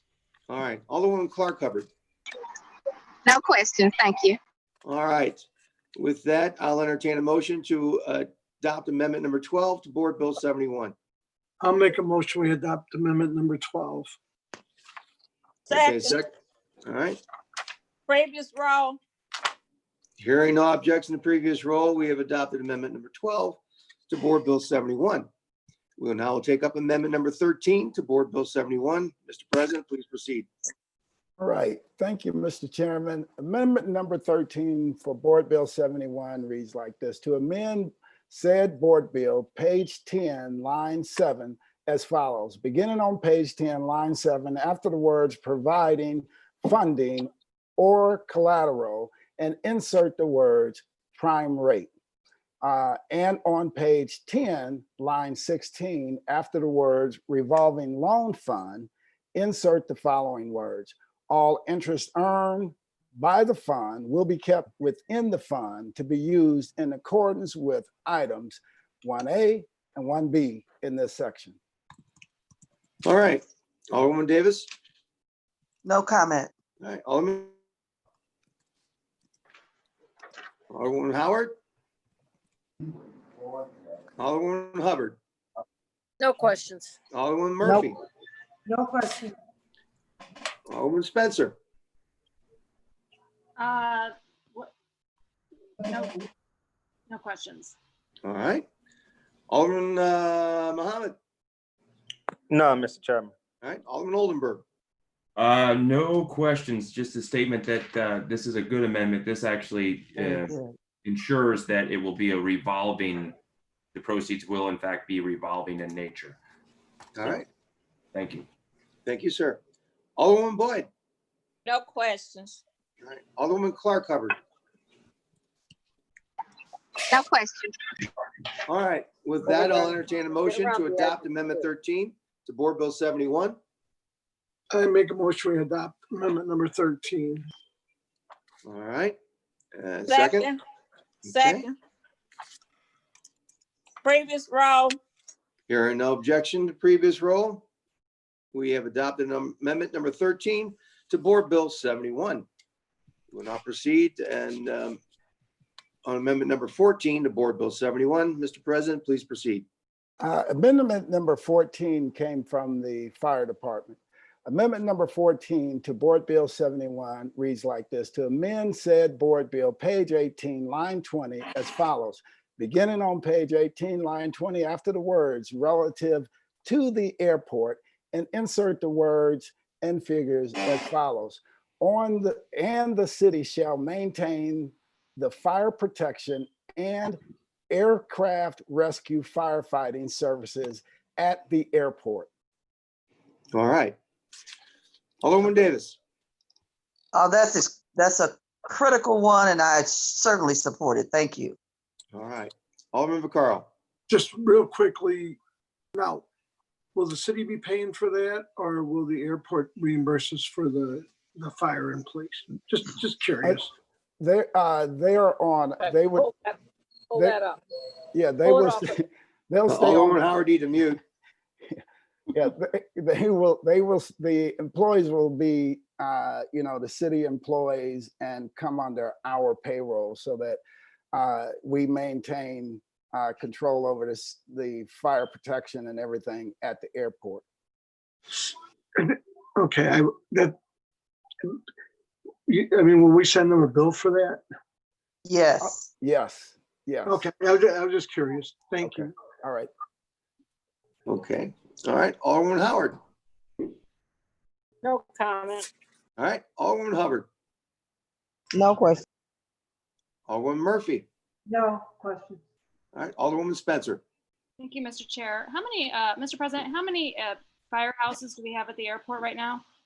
I couldn't tell you how many, like, you say Three. firehouses or firefighters? We have, It's 3 houses. thank Three you all. houses, okay. We have A three. total of 73, 74 firefighters. And do you know how much that costs us a year to serve? No, Mm. I couldn't tell you that. So Alderwoman. do we, You are there can- You can other, look it up in the budget. Mr. Is that- President, are there Yeah. other privately operated businesses that receive its own city-paid fire response units?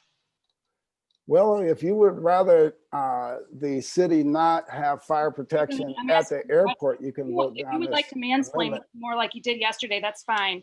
But I'm not asking mad, you- Alderwoman. Let's- Please stop. You're out of line with that. It's like, you know, because you ask me questions, I'm not saying, are you only asking me those questions because I'm a black man? So if I'm answering you, I'm answering you as best I can answer President, you. do you know how much it costs to serve the airport currently? You mean for firefighters? I do not have that information with me. It's in your budget Is book. there if you anything would in the like to bill, look it Mr. up. President, that would require the operator to pay for the fire protection services outlined here that we're going to gift the private operator? It would not have to be in the bill. Is for example, when we provide fire and police services for, let's say, a big Cardinals event or whatever, we bill them. So it would still be a billed service. There's nothing in this bill that says that we're going to do we it for have free. Does the Cardinals have their own 3 firehouses within their property lines? Are the firehouses at the airport within the property of the airport? Yes. Yes. Okay. So, Mr. President, would you be amenable to amend this to include the point that the alderman from the 23rd made, that we should be billing the private operator for these 75 firefighters that would be employed out there and paid under the city's budget?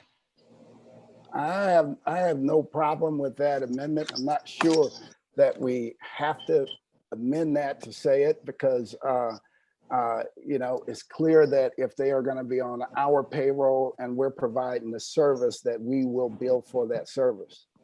Because it does not say anywhere in the bill that we are going to provide that service for free.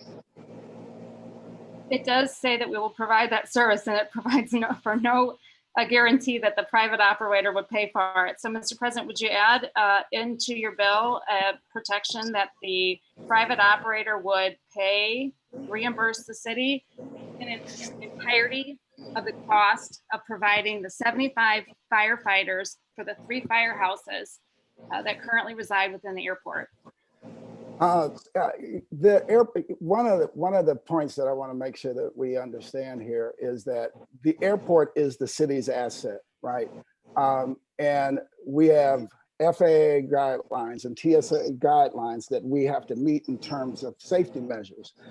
So part of what we want to do is protect our own asset, right? With our firefighters, right? Opposed to allowing our firefighters to be, to be run by a private entity. We're saying that our fire and our police will still report to and fall under the city's umbrella because we need to protect our asset when it comes to safety and assure that we continue to do it as well as we've done it in the past. Hi, Mr. President, there may be some confusion here. I'm not arguing that we shouldn't continue to support the airport through the use of St. Louis City firefighters. I think it's an excellent idea. I just want to make sure that the private entity who stands to gain an enormous profit off of our city asset by having a 40-year lease on it would pay for the services of the city employees, the dedicated firefighters who risk their lives serving and protecting. We are reimbursed. Like I said, Alderman, I have no problem with that Okay, is there, amendment. if I was may, just I just explaining would it. like to ask a question. Is there somewhere else in this? If the amendment is going to include for the city to provide fire protection for the airport, then the amendment should also include a provision that requires the private entity who stands to gain from that fire protection to pay for it. Alderwoman, I'm sorry. If I can, Mr. President, is this the reason for this amendment? Is there, you're changing language? Are you're inserting this? Is there anything else in this page where you refer to how the fire department will be paid besides this amendment? Is what I'm saying. This is just adding. Yeah, this is just. The president to include some language so that there's some clarity on who pays for the fire. Why don't we do it like this? So I will so the amendment will read, and the city shall maintain the fire protection and airport rescue firefighting services at the airport to be in all costs to be reimbursed by leasing. Okay. Perfect. All costs to be invoiced. Perfect. There's nothing else to say. All costs to be reimbursed. Invoiced and reimbursed. I'm just gonna say, all costs to be. Shouldn't be reimbursed out of any other deal. Alderwoman, all costs to be reimbursed. Let's just move on. I'm adding. We want to protect our bottom line, Mr. President. It's a big expense. What do you think? What do you think I'm doing? What do you think? Okay. What we need to do is get the direct language to the What do I clerk. think you're doing? I think you're selling off our airport. That's what I think you're doing. Excuse me, point of, let's, we're trying to right now, we're talking about language. Yeah, all costs, Right. all We need to costs. get, I need the clerk to have the exact language that you'd like to have in the bill here. Yeah, yes, I'm doing it right now. And the city shall maintain the fire protection and airport rescue firefighting services at the airport, and all costs shall be reimbursed by lessee. Yes, by the Lessee. by the leasing. Okay. Yeah. Okay. All right, if that's the amendment before us, Alderwoman Davis. I have no problems with that change. It provides more clarity that's not necessary, because the first thing is, it's our asset. The city owns it. We will protect it at any cost. And we are not selling the airport, nor do we have any legal authority that allows us to sell the airport. And that would be the only way that those services would be in jeopardy. So we're fine. Thank you. All right, thank you, Madam Vice. Alderman Vaccaro. Yeah, no, thank you, Mr. President, for making that clarification. Actually, it saves the city a bunch of money, because if we're being reimbursed the pension and the cost of the firemen that are out there, it helps us fund our fire department throughout the city. So thank you for the amendment. Oh, you're welcome. All right, Alderwoman Howard. I think that's a great amendment. I think that we need to maximize whatever proceeds we can bring in and not saddle ourselves with a long-term liability. Thank you. Alderwoman Murphy. You skipped me, Mr. Chairman. I'm sorry, Alderwoman Hubbard. No question. Thank you, Mr. President. Oh, you're welcome. Thank you, Mr. President, for going above and beyond to accommodate. Thank you. All right, you're welcome. Alderwoman Murphy. I'm okay, yes, it's a good amendment, thank you. Alderwoman Spencer, anything else to add? I'm just happy to point out that we weren't currently being reimbursed. Thank you. We were being reimbursed, but let's- this language helps. Okay, Alderwoman Muhammad. No question, Mr. Chairman. I'm fine with the amendment. Alderman Oldenburg. No questions. All right, Alderwoman Boyd. No questions. Alderwoman Clark Hubbard. I'll take that as 3 seconds of silence. All right. With that, I'll entertain a motion to adopt amendment number 14 to board I'll bill make number a- 71. I'll make a motion that we amend. move. Okay. Motion. Previous row. Okay. Was there a second in there, Mr. Clerk? I might have missed. Second. All right. Previous row. Hearing no objection, previous roll, we have adopted amendment number 14 to board bill 71. Yeah. We'll now take up amendment number 15 to board bill 71. Please proceed. Thank you, Mr. Chairman, members of committee. Board bills, amendments number 15 and 16 just clean up some of the Scribner's areas in the board bill. Amendment number 15 for board bill number 71 reads like this. To amend said board bill, page 14, line 11 as follows. Beginning on page 14, line 11, strike out the words "and the St. Louis Airport Oversight Committee." All right, so we're merely Scribner's errors. Does anyone have any? Alderman Davis? No comment. All right, Alderman Vaccaro, No comment. Alderwoman Howard, No comment. Alderwoman Hubbard. All No right, comment. Alderwoman Murphy, Okay, fine. Alderwoman Spencer, Sounds good. Alderman Muhammad, Alderman Oldenburg, No questions. Alderwoman Boyd, and Alderwoman Clark Hubbard. No, With thank that, you.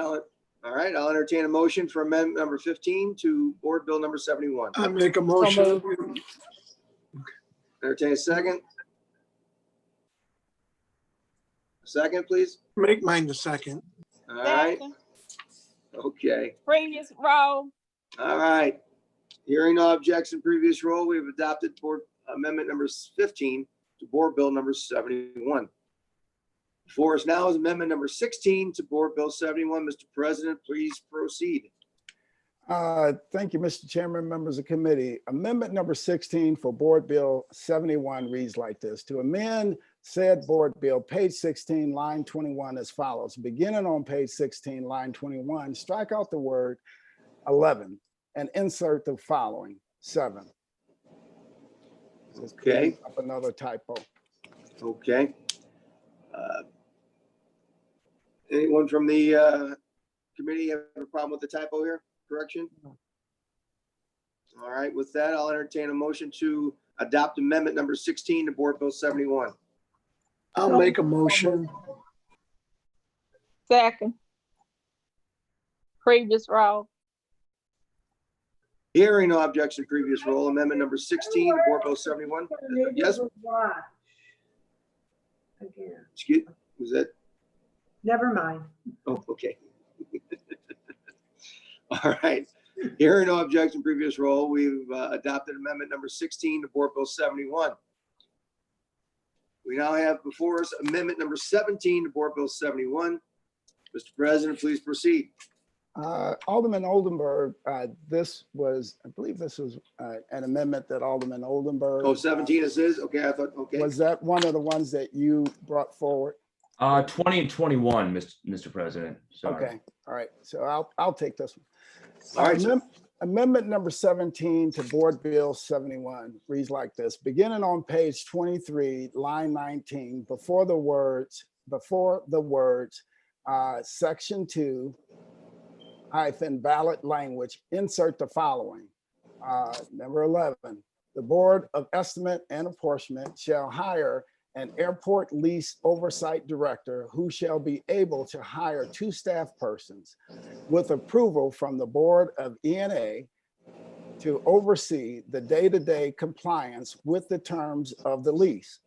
The 3 staff members together will form the Airport Lease Oversight Department.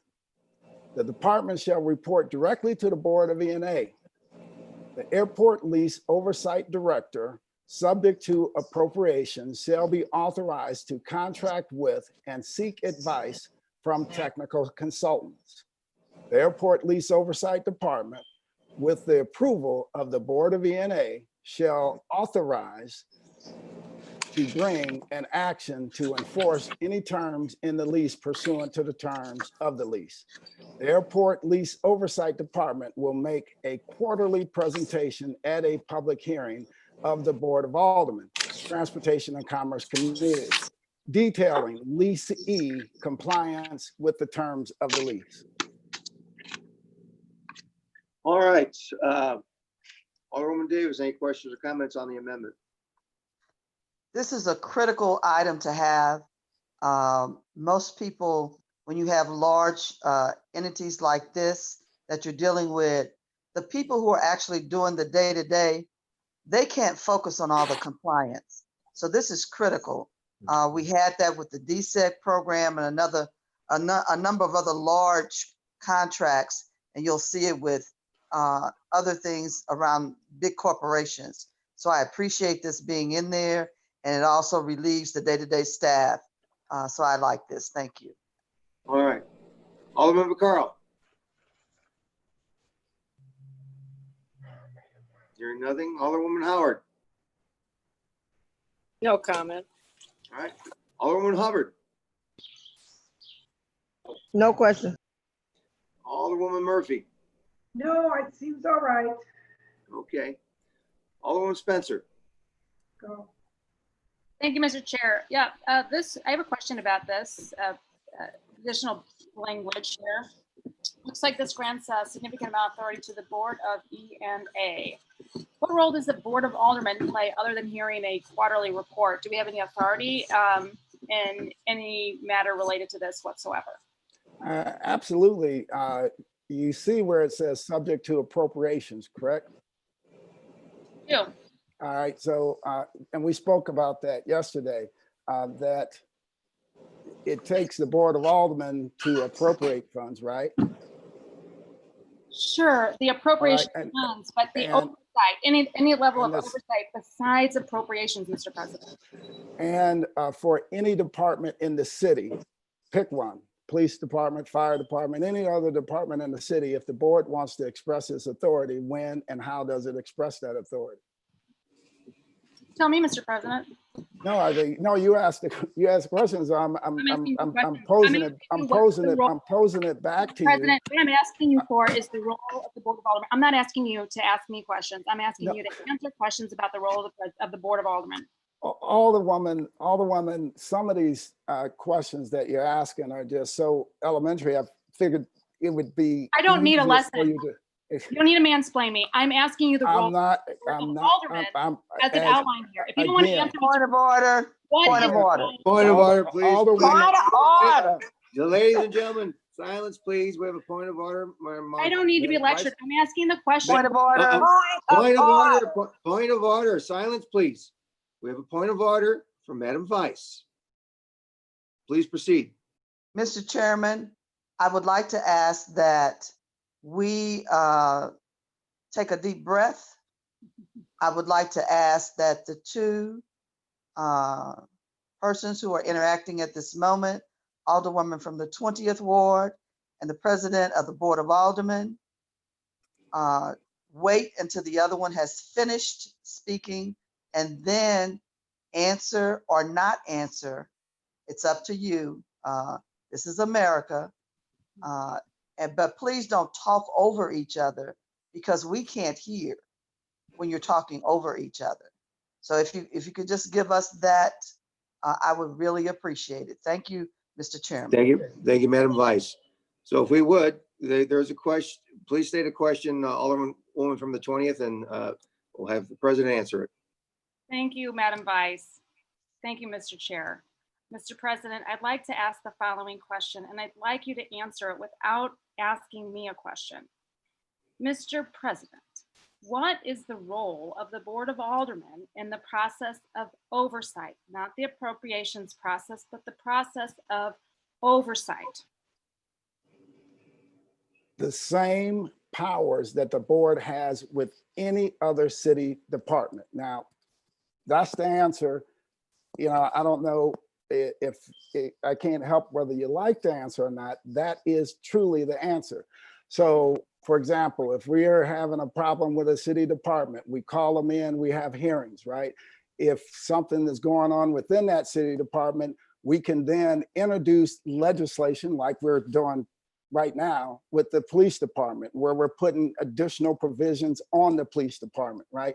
But the daily operations of any city department does not fall under the direct control of the Board of Aldermen. But the Board of Aldermen does have the ability to exercise its power as the legislative branch. The biggest power we have is during the appropriations process. And that's when departments are coming in and asking for additional employees, asking for additional funds for office space, repairs, all sorts of things, right? Raises, all those things. All of that stuff comes through the Board of Aldermen. So again, my answer is the exact same powers that we have with every single city department that exists in city government today. All right, thank you, sir. So, Mr. President, for clarity, Mr. That's right. Mr. Chairman, I'm no longer yielding for questions on this. There's nothing else I can say to this. This is an attempt to distract from the issue at hand. If someone else would like to answer it, they can. Alderman Spencer, I believe you've asked a question. He's answered that question. Is there another question you have? here, I do have another question, yes. So Mr. President pointed out that we would have, what he articulated was that we would have the same exact powers as we have over every other department that's in city government. The Board of Aldermen has the power to approve payroll, what our employees are paid. We also have the ability in departments to impose policies and direct city departments legislatively through lots of ways.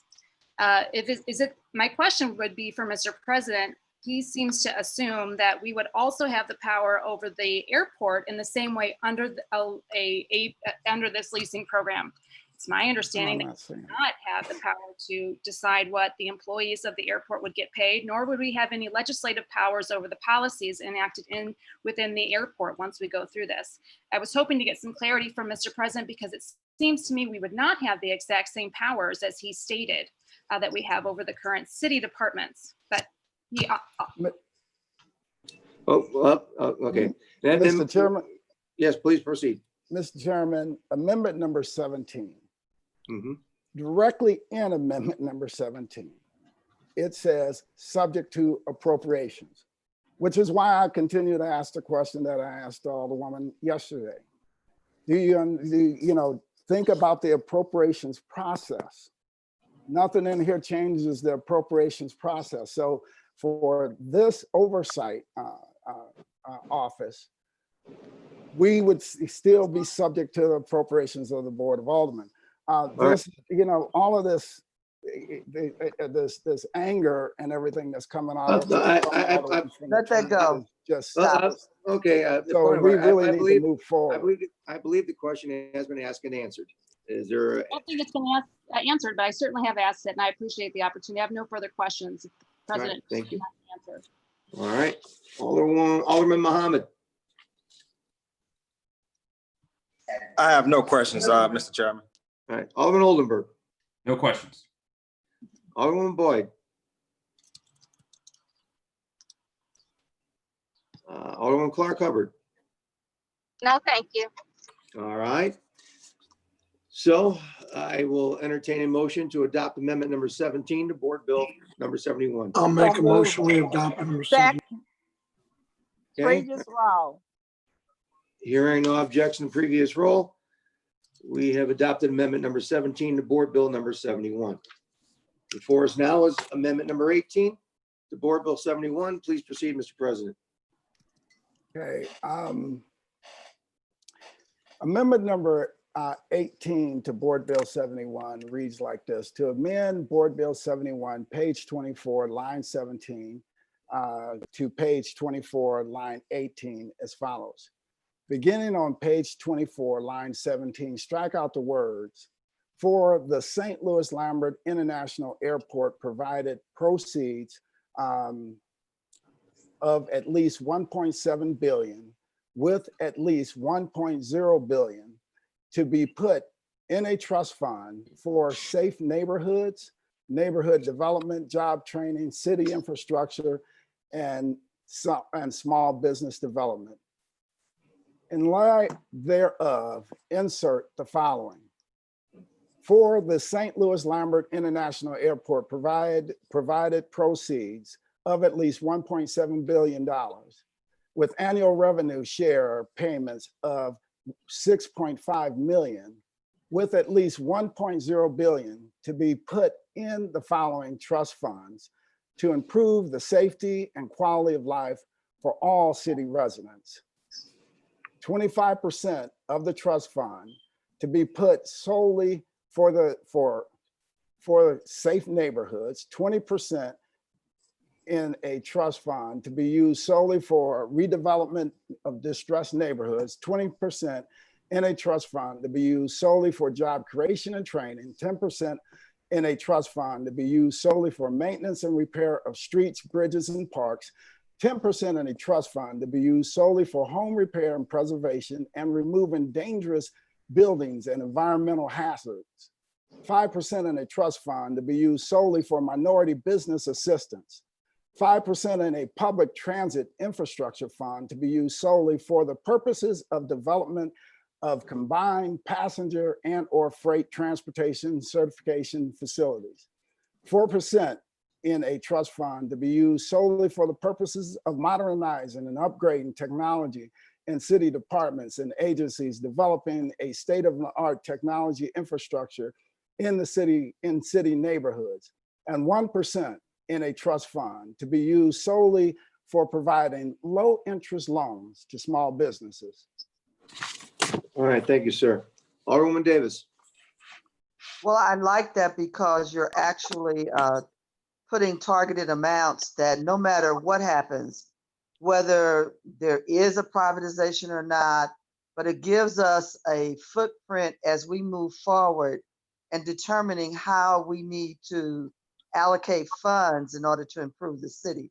So that terminology is not just about if there is a lease opportunity, but it's something for us to work with as we move forward too. And I like it and I appreciate it. Thank you. All right, thank you, Madam Vice. Alderman McCarl. Nothing, no Thank question. you, sir. Alderwoman Howard.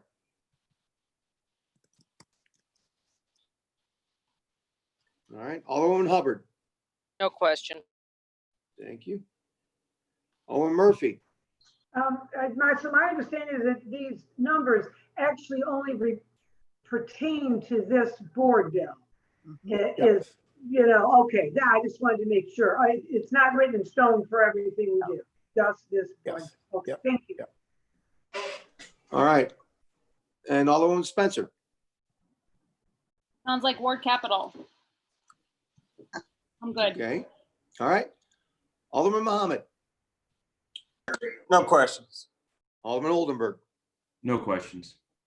Alderwoman Boyd. No questions. Alderwoman Clark Hubbard. No question. All right, thank you very much. With that, I'll entertain a motion to adopt amendment number 18 to Board Bill 71. I'll make a motion, we adopt amendment number 18 to board bill number 1. Second. 71. Previous roll. All right, here are no objection, previous roll. We have adopted amendment number 18 to Board Bill 71. Before us now is amendment 19 to Board Bill 71. Please proceed, Mr. President. I think Alderman Muhammad, I think this is another one of his amendments. All right. Alderman Muhammad, would you be handling amendment number 19 for us, sir? Yes, Mr. Chairman. We spoke about amendment 19 earlier. So I would basically say everything that I said earlier in this committee hearing, and I would ask for the committee's favorable opinion and acceptance of amendment 19 to board. All right. For the record, though, we need it read into the record. So will you handle that, Mr. President? Yeah. Amendment number 19 for Board Bill 71 is to amend said board bill, page 6, line 3, as follows. Beginning on page 6, line 3, after the words Distressed Neighborhoods Development Fund, and insert the following words. funds allocated for distressed neighborhoods will be allocated annually per the direction of the current alderpersons or alderpersons who represent the ward or wards. All right. With that, Thank you, Mr. President. okay. Alderwoman Davis? No comment. All right, thank you, ma'am. No Alderwoman McCarroll? comment. No All comment. right, Alderwoman Howard? No comment. Alderwoman Hubbard? All right, Alderwoman Murphy? It's okay, thank you. All right, Alderwoman Spencer? No questions. All right. Alderman Mohammed, your response. Alderman Oldenburg? No questions. All right, Alderwoman Boyd? No questions. Alderwoman Clark Hubbard? No questions, thank you. All right, thank you. Hearing no further, I'll entertain a motion to adopt amendment number 19 to Board Bill 71. I'll make the motion. Okay, sorry. Previous row. Entertain a second, please. I need a second I'll on the be, record. I'll be second. All right. I heard a motion Previous for row. previous roll. Hearing no objections to previous roll. Mr. Chair, I didn't get the, who made the motion? Okay, who made it? I believe Alderman Vaccaro made the motion. Alderwoman Howard made the motion. Oh, okay. And Alderman I'm the Howard made the second. motion. Second, Alderman Vaccaro was the second. and Alderwoman Boyd requests the previous row.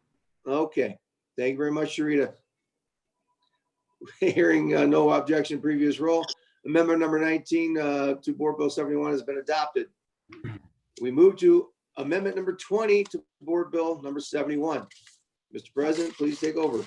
This is Alderman Oldenburg's amendment. So, All right, Alderman okay. Oldenburg. Alderman from the 16th, please proceed. Thank you, Mr. Chairman, Mr. President. Amendment 20 to Board Bill number 71 reads as follows. To amend said Board Bill, page 18, line 20, as follows.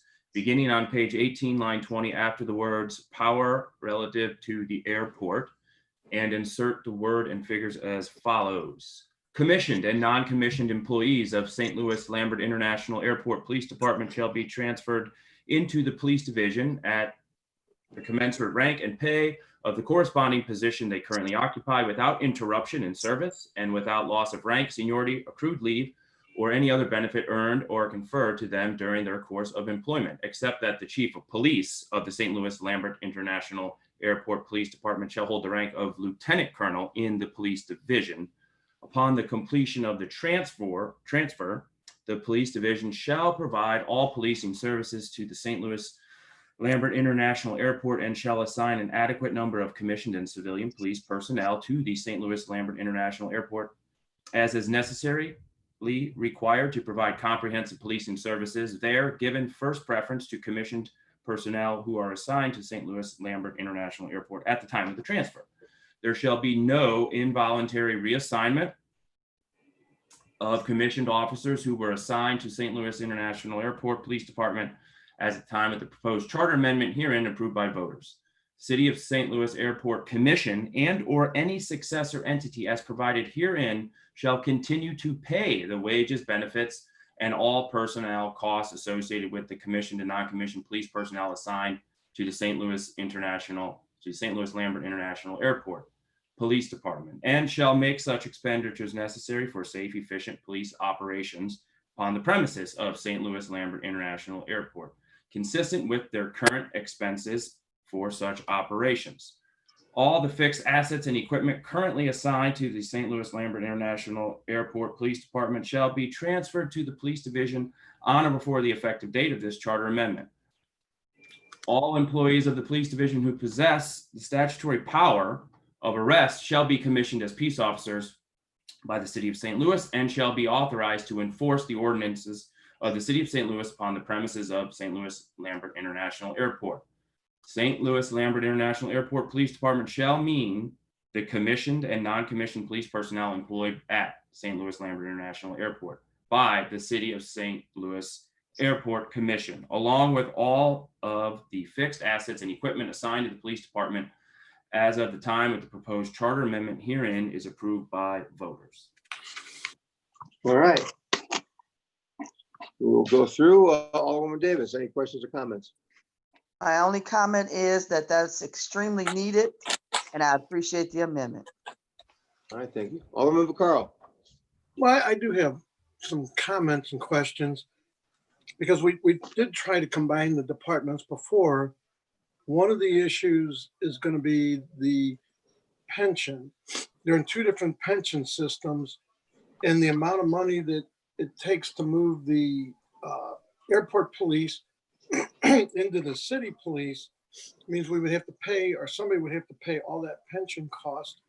The other issue is that the airport police are trained in the county because they enforce rules of the different municipalities. Like if somebody gets pulled over for a ticket at the airport, depending on what municipality they're sitting at, that's where the ticket goes. They go to court there, you know, whatever area that is. And I'm not trying to overcomplicate it, and maybe I am. But I don't know. We've tried to combine the two before, and I'm all for combining them. But there is I think there's an argument of pensions and the cost of converting everybody over could become a problem. So I don't know. I mean, I'm going to vote for the amendment, but I guess I do have a lot of concerns about how this would actually work when it didn't work the last time we tried it. So I'm getting a text at but that's fine. I'm just saying that maybe somebody could clear me up on that confusion. All right, okay. So we'll see if we can get an answer for your concern here as we go through. It's just confusion. It's not even a question, just concern. All right. Okay. Alderman Howard. I agree with the alderman from the 23rd. I think we need to know the costs associated with this, and will the lessee pay for that? Or is that going to be something we're going to have to, absorb out of our 1 point whatever billion we're getting? Okay. I think, if we're going for this to make the city more fiscally responsible and healthier, we need to watch out for these pitfalls. Sure. So I would move that maybe we investigate the cost of that. Well, let's the sponsor of the amendment, Mr. Oldenburg, any response to these? Yeah, that's in here. The pension costs and the transfer, it's stated in here. All those costs are to be borne by the airport commission and successor entities, which would underscore and attach itself to the contractor or operator. So it's covered. So all costs associated with that would be borne by the contractor. One more question: would the lessee also pay for the cost of the police as they're serving, just as we've included them to be paying for fire? Right. So again, that would be a redundant amendment, I think, because it clearly states in here that the City of St. Louis Airport Commission and/or any successor entity as provided herein shall continue to pay the wages, benefits, personnel associated with all commissioned, non-commissioned officers at the airport. So that language I think is covered, but if it makes the committee happy, without smirking or condescending to the committee, I'm happy to insert the same language that we did with the fire department amendment. And Mr. Chairman, if you will. Yes, please proceed. It's important also to remember that the fire department is different than the police department out at the airport. Part of what the alderman from the 16 is doing here is to bring those police officers into the St. Louis City Police Department and make them commissioned police officers. With the fire department, they were already under that umbrella. Yeah, already have equity. Yeah, so this clears up all of that. Something that's been hanging out forever. Yeah. Okay. All right.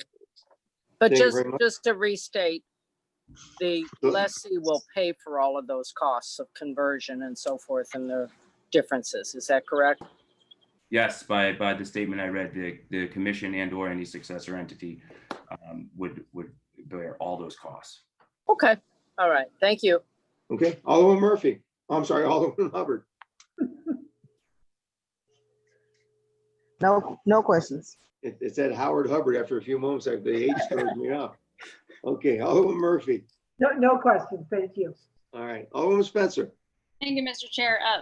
Alderman, from the 16th, this is the language there been written by a lawyer, I presume, or somebody who can, I mean, it's a little bit confusing, that language, the liability, the cross liability. And I just want to clarify that we're confident that this is written in such a way that would be interpreted to bear the cost be borne by the lessee.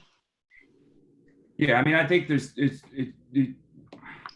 that this language was in fact crafted in consultation with the police department, the POA and its advisors and attorneys. So I don't know if you're asking for a legal opinion. I certainly can't give that to you, Alderwoman, but by the very words that sort of read here, I'm confident that it's certainly covered here. The interpretation of the successor and that sort of thing. I was looking for some confidence that there was some lawyers that were looking at this as well, because it can be complicated, those contracts and how they might be worded. So I appreciate the clarification. I have no further questions. All right, thank you, Alderwoman. Alderman Muhammad.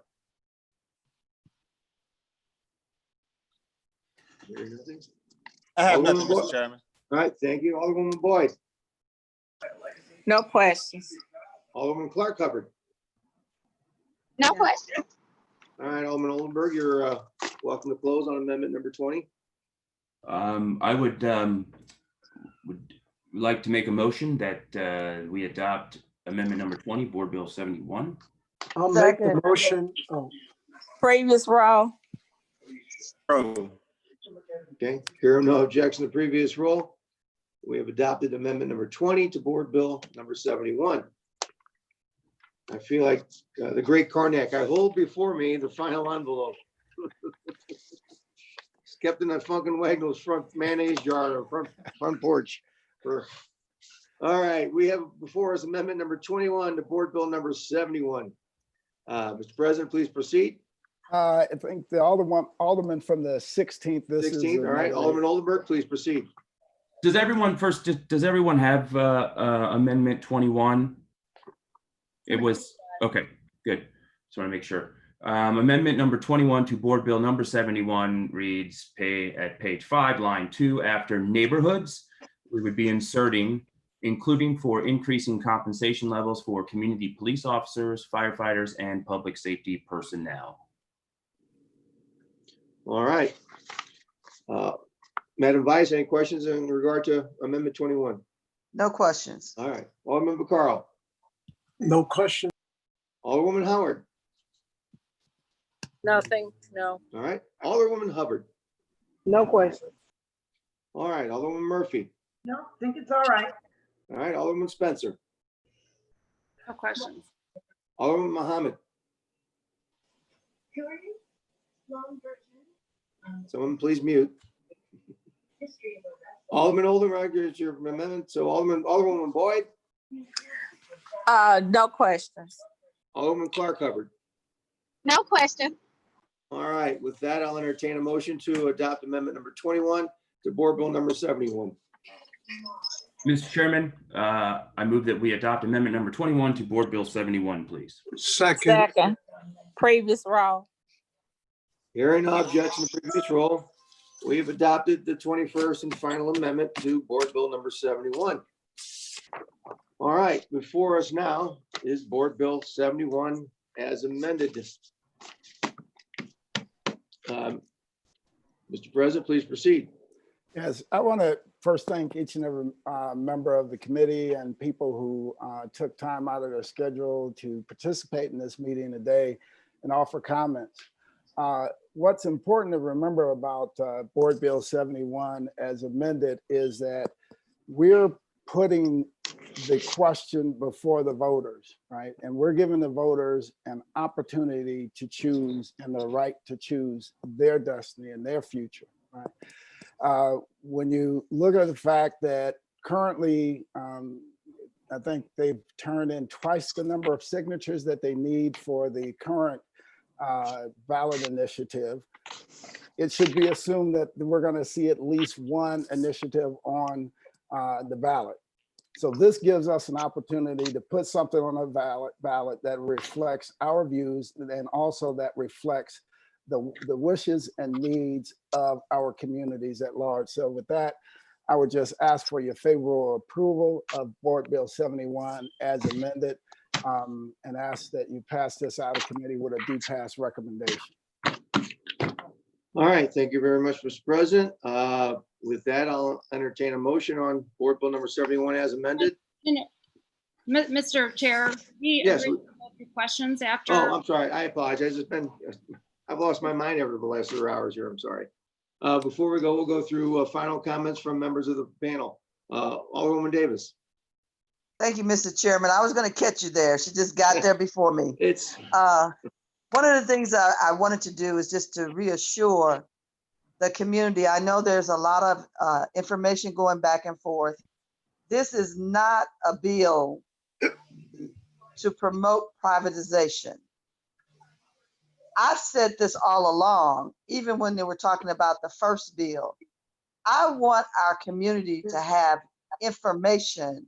I want their input on spending dollars, most especially. I did not want to see, if there was a lease, I did not want to see the money just go to the general fund. I think this community should have some say-so about how any money is used. I think it's important that people understand more about it, but in no way is this bill promoting privatization, but we need to be ahead of this, because if it gets on that ballot, we don't know what the outcome is going to be, but at least we would have been proactive and have something in place with information from our community. And I really want to thank President Reed for doing, there was a lot of work involved with this, and it required all of us to pay attention and get more involved. And I think that we're doing the right thing. We are not selling the airport. We do not have the authority to sell the airport on any federal, state, or local level. We could hire somebody to manage it for us, which is what the measurement is that they're trying to put on the ballot. But again, they will work for us. They will have a contract where they will answer to us. And it's a blessing that we put the oversight committee in there so that it gives another watchful eye. And I just want to say thank you. I'm done. all right. Thank you, Madam Vice. Alderman Vaccaro. Yeah, just a few comments. One, there's a couple, I guess, things that I actually agree with Alderwoman Spencer on, in the sense that Ward Capital, a lot of promises were made and not kept, and I'm in the middle of that fight right now. If everything that's done or says it's going to be done is actually done, then it's a great thing. What you know, and I will also, you know, I'm actually on the other bill too that does away with all this. Last year I was on the bill that said it should go to the voters, and I would remind Alderwoman Spencer that last year I supported her on it going to the voters. And again, I believe that we should let it go to the voters. Since the world's changed so much that it seems like every time now the Board of Aldermen and the state are all really just sitting back. People are getting paid by people to go out and do these ballot initiatives. To the earlier people that said, gee, I signed it because somebody just told me something, I would like to remind everybody that's against the putting the 28 wards back on the ballot, that when all that was done, there was a lot of lies and mistruths about all the money that's going to be saved by doing this. You know, I'm going to vote for this, and I'm also on the other one, I'm voting for that. But I do believe that it should go to the voters. I think everybody should understand that's all we're doing. The voters could very overwhelmingly vote this down, and there's a good chance they will, or they may vote for it. It's gotten to the point that we used to be a representative government and you elected your officials to make these decisions, but now everything's going to end up. So if we do nothing, there'll be an airport privatization bill on the ballot. If we do this, there's going to be 2 bills most likely on the ballot. And I would say that it's up to each alderman to educate your voters the way you feel. I'm really not sure if I'm for this. I have a lot of questions, but I am for the right for people to vote, that to put this on a ballot. So whether or not, I'm voting to put it on a ballot, whether or not I support, I'll be clear, how I feel with at least the people in my neighborhood. I'm going to give them at least what I believe, but at least I can put it in their hands. I trust them, since we're no longer a representative government and everything's going on a ballot. So anyway, that's just my comments. I am going to vote for this because it goes to the voters. And that's what we tried last year. All right, thank you, sir. Alderwoman Howard. I agree. I think it needs to go to the voters. This bill, and I agree that, I would like to have had more time with it, to study it a little more. But I guess between now and, being sent to the floor, that's time to do that. And if there's any amendments that need to be made, they can be made. My concern is making sure the voters are well educated and know all the implications of this and how it will affect the city long term. We're talking 49 years. I probably won't be here to see it turned out, but I just want to make sure that as we move forward, this is a good thing for our city, because we're at a tipping point here, which is critical. It's a critical juncture in our history in so many ways. So I will support putting this before the voters. I can't say how, if I will support it beyond that, though. Thank you so much. All right, thank you, Alderwoman. Alderwoman Hubbard. Thank you, Mr. Chairman and members of the committee. I definitely support this bill. I will say this: I'm glad that we've had some time to digress, because some of the comments that were made during this entire process, some of them I deem to be very offensive to our leadership and what we do as a body. I take offense to when people question us about, and I think that has gotten kind of out, period. My colleagues or whomever else that frequent these people that feel, white people that feel it's okay to tell Black people how to advocate for Black lives. I would hope that you all would take that back and let them know how disrespectful that is, because we eat, sleep, breathe being Black. Our ancestors were Black and they died.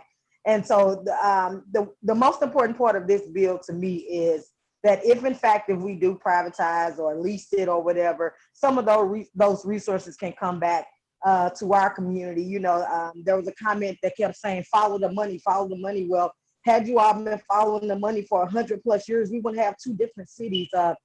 I wouldn't have had to walk over bodies as a kid to get to my bus stop, to be bussed out of my neighborhood. So, I find it kind of strange how people come up and they're so are all for transparency and we need to check this, and they're anti-incentive when, we didn't get here overnight, but I feel that this is a step in the right direction to make sure that we get some of these resources. Currently, people in my community, they don't even have vehicles or gas to get to the airport to fly anywhere. So they don't care about the city's airport being this treasure jewel or whatever. They don't care about that. But if by chance we do something that's more financially feasible for the city that will specifically send resources to their community, then that's what they care about. And I know we all are elected to represent the interests of our constituents, but I think it's quite sad how we have all these issues going on, and most plainly how we have our city comptroller come before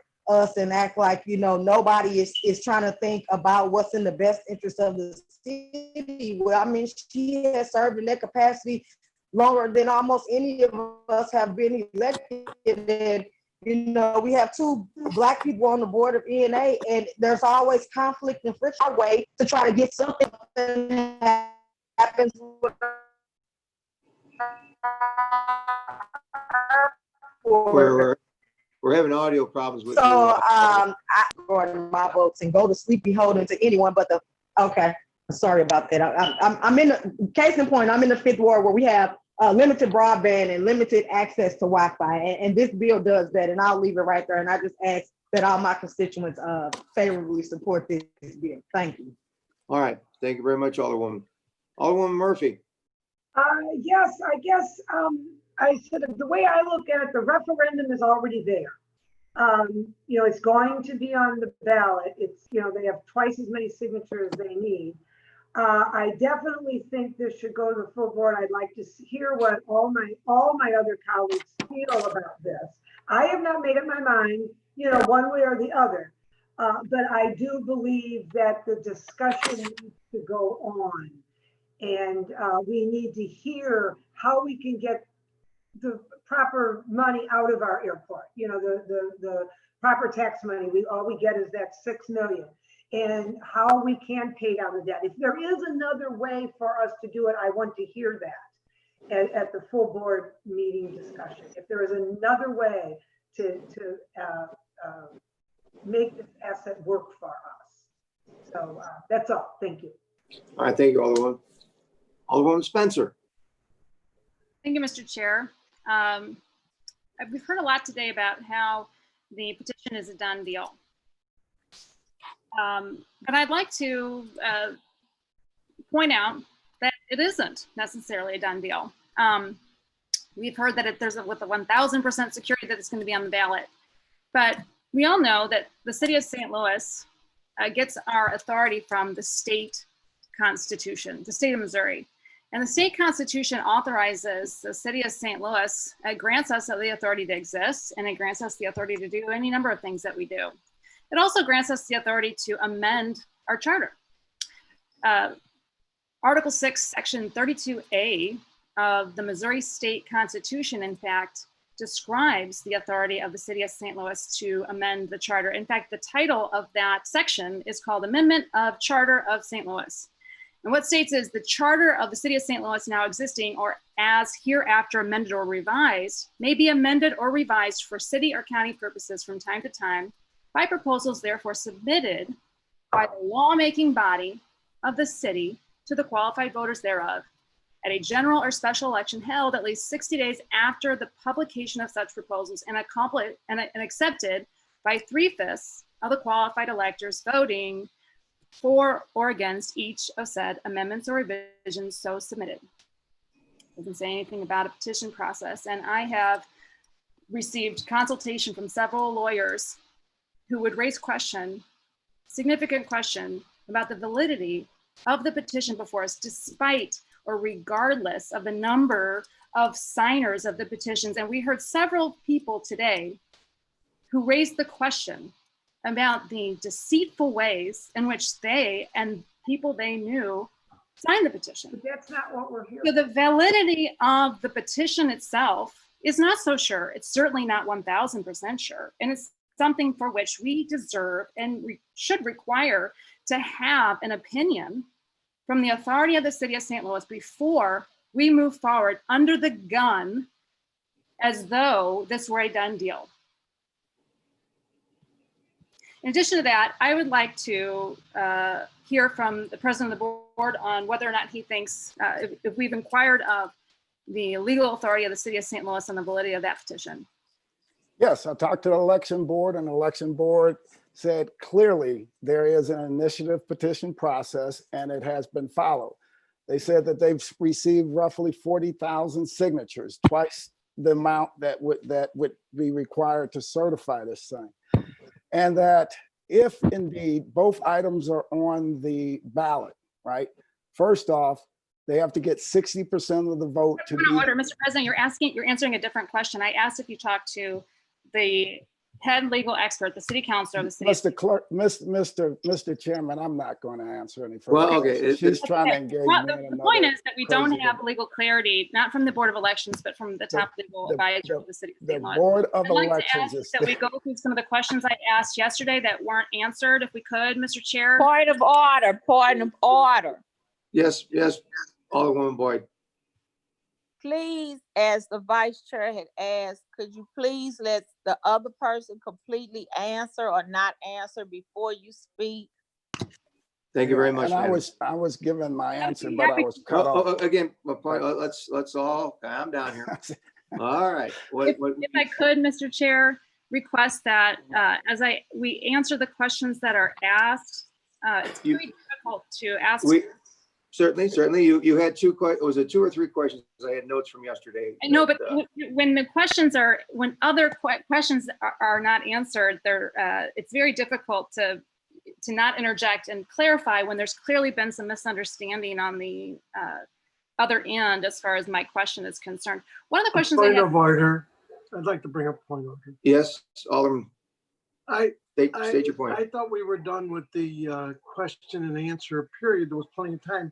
Yes. My understanding, I thought this was to round up and just give comments. This is the closing, but as stated, the Alderwoman from the 20th had questions yesterday that we were going to get answers for her. One was in regard to the consultants being paid back.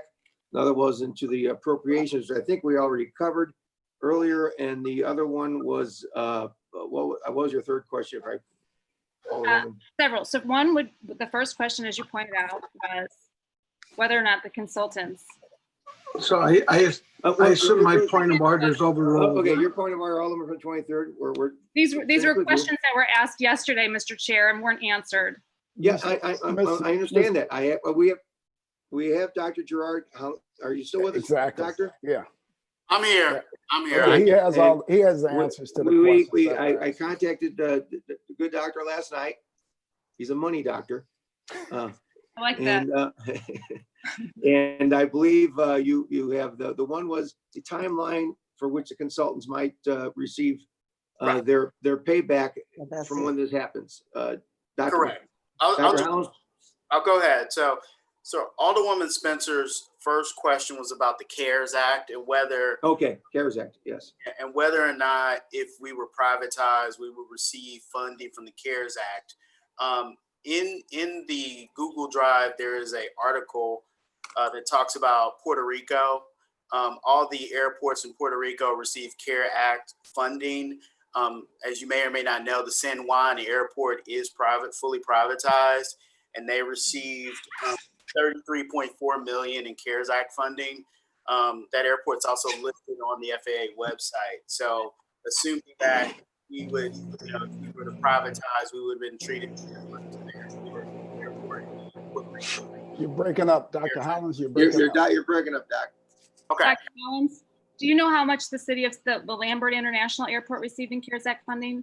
I want to say it's between 50 and 60 million. Yeah. So do we have an analysis on whether or not there's any relationship? There was the way the program was rolled out is basically they looked at all American airports. They did not specify whether they were privatized or not privatized. So all airports that were located in the United States and territories were applied. The same formula was applied to all airports. Thank you for the clarification. Okay. Do we have an answer for the question as to whether or not the consultants will be paid right off the top? Yeah. I got it right here. I'm just going down my list. Okay. So your second question was whether or not the consultants will be paid. If a deal were to be done within 18 months of when we ended the contract. You have that date? I'm sorry? You have that date that the contract? Yeah, I do. I'm going right through. So the date the contract was ended was January 15th. That's when ENA ended the contract of 2020. So we're having difficulty hearing you. 18 months would take it to, if the contract is done between, basically it's between now and July 15th, 2021. So if a deal is done within that period, the consultants will be paid. So on a $1.7 billion deal, that would be about $44 million that the consultants would pay. And in general, just why these type clauses are put into contracts. And actually Lou Galley, our attorney, wants to comment on this as well, is that what it's trying to protect is, for example, if we would have went through that process, selected a winner, and then went to ENA and basically said, oh, we don't want to do the deal for whatever reason, right? Or at the board level, not done the deal, and then turned around 6 months later and said, hey, let's do the deal. Basically, it prevents advisors from getting cutting out of the deal. Then they've done all the work, got you to the end of the road, and then you decide not to do the deal, you end the contract, and then in a period later, and then you deal and cut them out. And so you usually put anywhere from a year to 2 year period after a contract to prevent, because after that point, all the work that the consultants have performed is pretty much meaningless. You have to start over anyway. So whereas if you generally in that period, if you start during that period, you can use their work and then move forward. And so I'll turn it over to Lou Galley. He wanted to comment on that as well. Lou, are you there? I am here. I want to say that I don't necessarily want to comment, but I'm happy to. If the question is about the clause that we're talking about in the contract, I think it's pretty apparent the purpose of the clause. From the legal perspective, they want to get paid for the work that they've done. And this is not an uncommon clause in consulting contracts. And the board bill specifies that we would have this deal wrapped up by what date? April? I think it's April 21st, but Lou, what was that date? April what? I believe it's April 21st. Yeah. So my question would be, Mr. President, would you be amenable to an amendment that extends that date out past July 15th, 2021, so that we can ensure that none of the proceeds sale of this lease would go to pay back the consultants that had this very conflicted set of circumstances in which we were doing some advisement for the city of St. Louis? Would you be amenable to adjusting that date to July 16th, 2021? Alderman, I would say just by you merely making that public statement, I think we would put the city on very, very, very shaky legal footing. We would get sued. To intentionally extend the date so that we say, we're just going to find a way around the contract. So we would end up paying legal fees and, and the consulting fee. We're looking at $1.7 billion. The least of my worries is paying for the bill for the work that has been done. That's not what I'm worried about. What I am worried about is that this bill reflects the values of our citizens. This bill, if indeed voted on by the voters, can be transformative to our city. There's families across this city, over 50 families right now that have lost kids in our city, right? So we need some direct revenue to be able to address these things head on. This is not a game. This is not something where this is not make-believe. Tonight, right now, probably during the course of this meeting, somebody's been shot and killed in our city. Over 1,000 shootings this year alone. Infrastructure problems, families losing their house, families, homelessness, all of these issues that I hear people talking about every day. But when we have an opportunity to address them head on, it becomes a very different conversation. So I'm not going to support that. I would not support that amendment under no circumstances. Yeah. Okay. I would, and I before an amendment like that would definitely have to go through legal, because especially, but I believe we have, Madam Vice, you have your hand raised. Thank you, Mr. Chairman. I just wanted to comment on that. That is a dangerous thing to do. And that's one of the reasons why you do certain meetings in closed session, so that you don't jeopardize yourself with contracts and things when you're having discussions. When you talk like that in public, you have put us on notice and we will be sued. We cannot do that. we'd be better off just to take the date out, period. Because we don't know absolutely anyway. We don't know if it's going to pass, if a measure is going to pass. Even if it did pass, we don't know how long it would take to go through a bidding process, to go through a contractual process. And I'm gonna tell you right now, because I've done this before. I've said it in public when we're going through the due diligence before. It's a minimum of 6 months to develop a contract like this, if it was to go forward. So I don't even want to get into that. And I think we need to stop just saying anything in public when you don't understand how it jeopardizes us legally. But I am not going to support that type of amendment. No. I will agree with Madam Vice here. And I would agree that a 6-month minimum is an excellent idea. And taking the date out entirely would also be a good change to the bill. I would not support the that. Madam Vice in both of those statements that we need a minimum of 6 months due diligence, and that we should consider taking the date out in. That is after you go through an RFP process to select someone. So now you're talking about a year away. Even if the measure passed in November, you're talking about a year past that. So what I'm saying to you is leave it alone. You are going to put us in jeopardy. You cannot have that kind of language in public. We already pay out enough money from all kinds of other lawsuits that we don't have. There's no sense adding another one. All right, thank you, Madam Vice. Mr. Chair, Yes. that if there's not something signed by March, I believe it is 30th, by the mayor, the president has the power to execute such agreements. And to the Madam Vice's chair, Madam Vice Chair's point, we really need at least 6 months of due diligence. So my concern is. That is not what I said. Don't change my words. That is not what I said.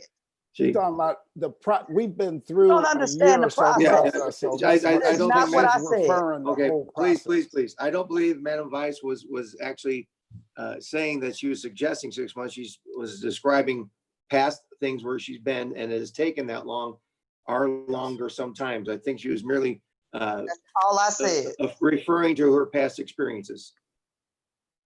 So please proceed, Alderman from 20. And I would suggest that what I understood her to say, that the 6 months of due diligence would be an excellent addition and an excellent way to. That is not what I said.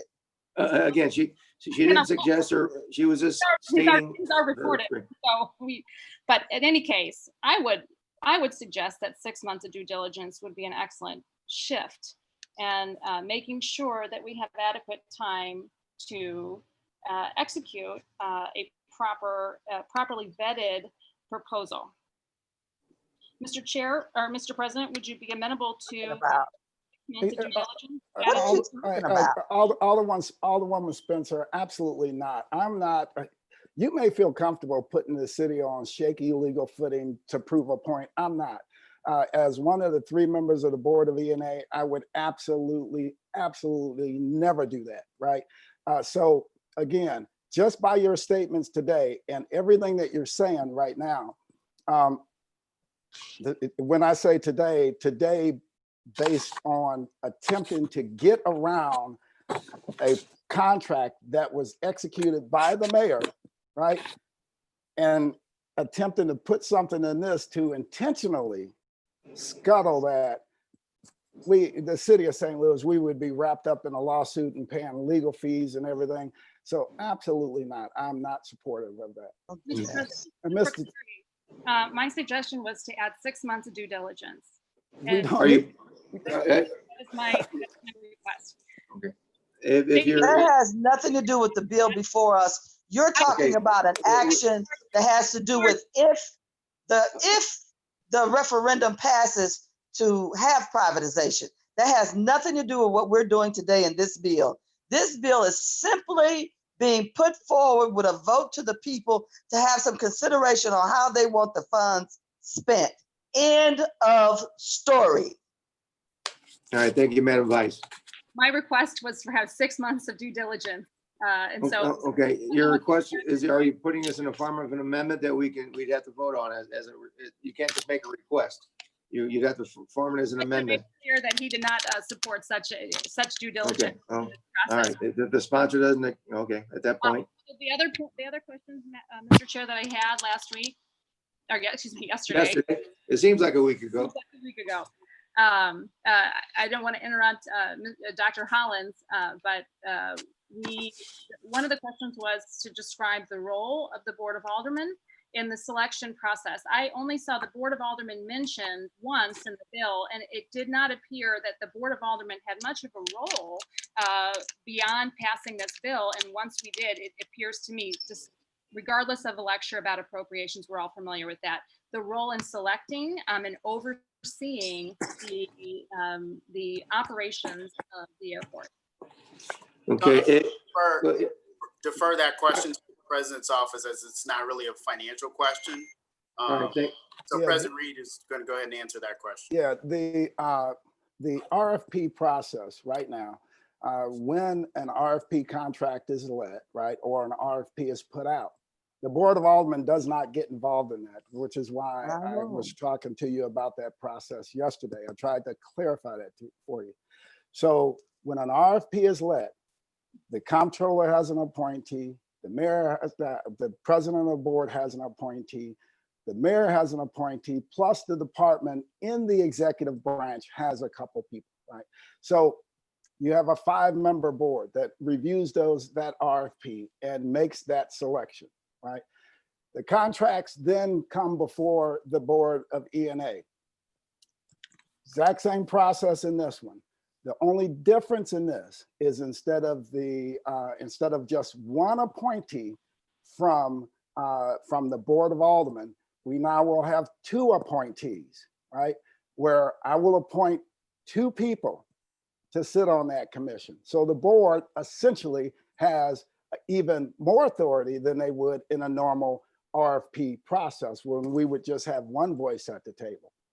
Mr. President, are those appointees appointed by you or the board? Yeah, they're appointed by me as per the charter. Board of Aldermen, I'm not speaking about the president. Does the Board of Aldermen have any role in the choosing of those 2 people? Mr. Chairman, this is a redundant question. Just I believe he stated that. I believe it's stated. I understand. It's been stated that the president of the Board of Aldermen would pick those 2 members. I believe that's the answer. The Board of Aldermen, do any of us sitting here? Typically we don't. If I can, I don't know. I know through all these things that we have. The boards itself, we don't ever appoint ourselves to commissions. We are, I've never, members of the committees are appointed by the president of the board. The only time we are involved is during the caucus when we take our seniority, become committee chairs. Any other appointee of a member of the Board of Aldermen is done by the president, is my understanding. And my last almost 18 years of down there, that's the way it's been. Mr. Chair, and I appreciate the extra explanation here. I know how we appoint members of our. My question is, does the Board of Aldermen play a role in the appointment of the Oversight Committee? We always, generally speaking, approve appointments by the president and the mayor to commissions and other things. They go through the Board of Aldermen, they get hearings, etc. Does the Board of Aldermen have a role? Well, Mr. President, let me clarify, Mr. President. Will these appointees, will they be going through the process that we currently have through the mayor when we have appointees to neighborhood commissions and other securities? Well, how is that the process? Mr. Chairman, and to all due respect to the Alderwoman from the 20th, but the Board of Aldermen does not approve not one person to an RFP committee that's appointed by myself, the mayor, and the comptroller. It does not work that way. That's the only answer. So with all due respect, the board of Aldermen, allow me to finish, Alderwoman. The Board of Aldermen has the same power and authority. I'm gonna repeat it. I said it yesterday a dozen times till I was getting frustrated. Try not to get frustrated again. The Board of Aldermen has the same power that you have when any RFP is let in the city. It has the same power, right? All right, thank The you, sir. people That's the that answer to the serve on question. RFP committees. The answer is aren't- no. That's the answer. Great, the answer is no. Thank you, Mr. All right. President. We would Okay. like Any other questions? We Yes, missed from again, yesterday. the role of the Board of Aldermen and the oversight and choosing of a contractor, that would potentially answer the process. I don't need a lecture about how we do other things. The question- Mr. Chairman, I'm not gonna, I've answered that enough times. Okay, and I believe that they believe the I've answer to your answered it enough question. times. I believe the answer to your question is no. Is there another question you have? Thank you. Is there any other questions? Then we haven't. That's. Again, I asked the question. I believe that question's been answered. I believe that the answer is no. It has. It's been answered. So, If you don't mind, I was moving on to the next question from well, yesterday. what is the next question? Okay. So the next question that I asked yesterday that we didn't get a response to was, how many airports on mainland United States are currently working within this federal program? You have two airports in this federal program that I believe Gerard Hollins, you can talk to the airports that are currently under. How many Dr. airports Hollins? have Dr. Hollins? successfully gone through this Well, process? okay, wait, well, you have one question. we not You have answered to yet. give them an opportunity to finish. Alderman from 20th, if you like to answer your own questions, that's fine, but we're referring this to Dr. Hollins. If you let us go to Dr. Hollins, please provide an answer. As far as continental United States, I think there was one airport, I believe in New York, that went through it and then reverted back. And then I believe, and then obviously Chicago went through it and then the deal didn't close. And then Because of in the entire market. United States, you have, the only closed transaction or second closed transaction was the Puerto Rico airport, San Juan airport, which to your point is not in the continental United States, but it's still it's a territory and it's still currently run by a private operator. Thank you. And it went under the program, so it's Right. under the same program. Okay. And do you have another question, Alderman, that was not answered yesterday? Dr. Hollins, there is only one airport on mainland United States that has successfully gone through this process. Is that correct? And yes. Yeah, I would. Yeah, I think that's you're speaking of the New York. You can, I mean, we're parsing words. You can make the argument that Midway made it through the process. They just didn't. They were approved. They never had a private operator. Correct. Dr. Hollins, can you describe how the only successful closing under this process on mainland United States and upstate New York? I gotta ask for a point of order. I would like to stay on the topic of the bill before us. Exactly. The questions that are currently thank you. being asked have nothing to do with this bill. The only other airport that's done this before on mainland United This States. bill Oh, is okay. talking All right, about well, I- disbursement of funds. Okay, I've taken A the point vote of to order. the public. Okay, Alderman from the 20th, what is your? Only other airport that's privatized. Has under nothing to do with Okay. it. the United Okay, States, Not okay. considered relevant by the vice chair of this committee. That is unbelievable. Okay, I'm just trying to. San Juan Airport went through the program. Do you have a question? So- Mainland United States, It operated. went through, they But went we through all the know that. We've program. been talking They about went it. through the program and they Is were. that your question? How much Point of did it order. cost Point- yeah. Dr. Hollins, how much did it cost taxpayers? Alderman from the 20th, please silence for a second. You have a question. We don't need any more discussion. What is your question? Dr. Hollins, when the operator left and left the airport in upstate New York, how much did it cost local taxpayers to regain control of that asset? I'm not aware. I don't have that figure. I'm not aware of. It was reported that it cost local taxpayers $78 million to regain control. The private operator operated that airport for 7 years. Their largest airline carrier left, and it became untenable for the operator. It cost the local taxpayers $78 million for one airport. It's nothing to do with this bill. It What has was the everything. closing cost of the whole deal? Was the closing cost north of $1 billion? So if it was $1 billion, if they received $1 billion. Okay, let's stay $78 on point million to this bill. didn't, I mean, Okay, you still end up in. Again, in the shit spot. you're making statements, Alderman Spencer. Do you have a question? The last question I have for These are supposed to be yesterday's questions we're answering. yesterday we talked Yesterday, about we talked about whether or not the similarities, some of which are verbatim from the petition itself. Mr. President, can you verify that none of the folks involved in the petition process helped craft this bill? Yes, they did not. We They did not crafted the bill. By email in any way communication with you about this bill? All the woman, look. Thank you. I have no Mr. Chairman. Okay, that's fine. Alderwoman That's fine. If the I don't answer is know no, if the this answer is is. I don't know if this is a filibuster or what's going on here. Well, no. But it The is. answer is no. The answer is no. He's answered your Exactly. question. I believe that is fine. Anything else before we? Alderwoman, I have a What- question for you. I have a question for you. How many of your questions today were given to you by former Mayor Vince Shamel, who created the Runway to Nowhere, who put in place the Team 4 plan that left African Americans disenfranchised, who closed Homer G. Phillips after telling people that he would not? How many of your questions, who is your campaign manager, how many of these questions come directly from Vince Shamel? Mr. Chair, Attempting to, the implications that I cannot come up with questions myself. I'm not saying that. You just, Okay. Order.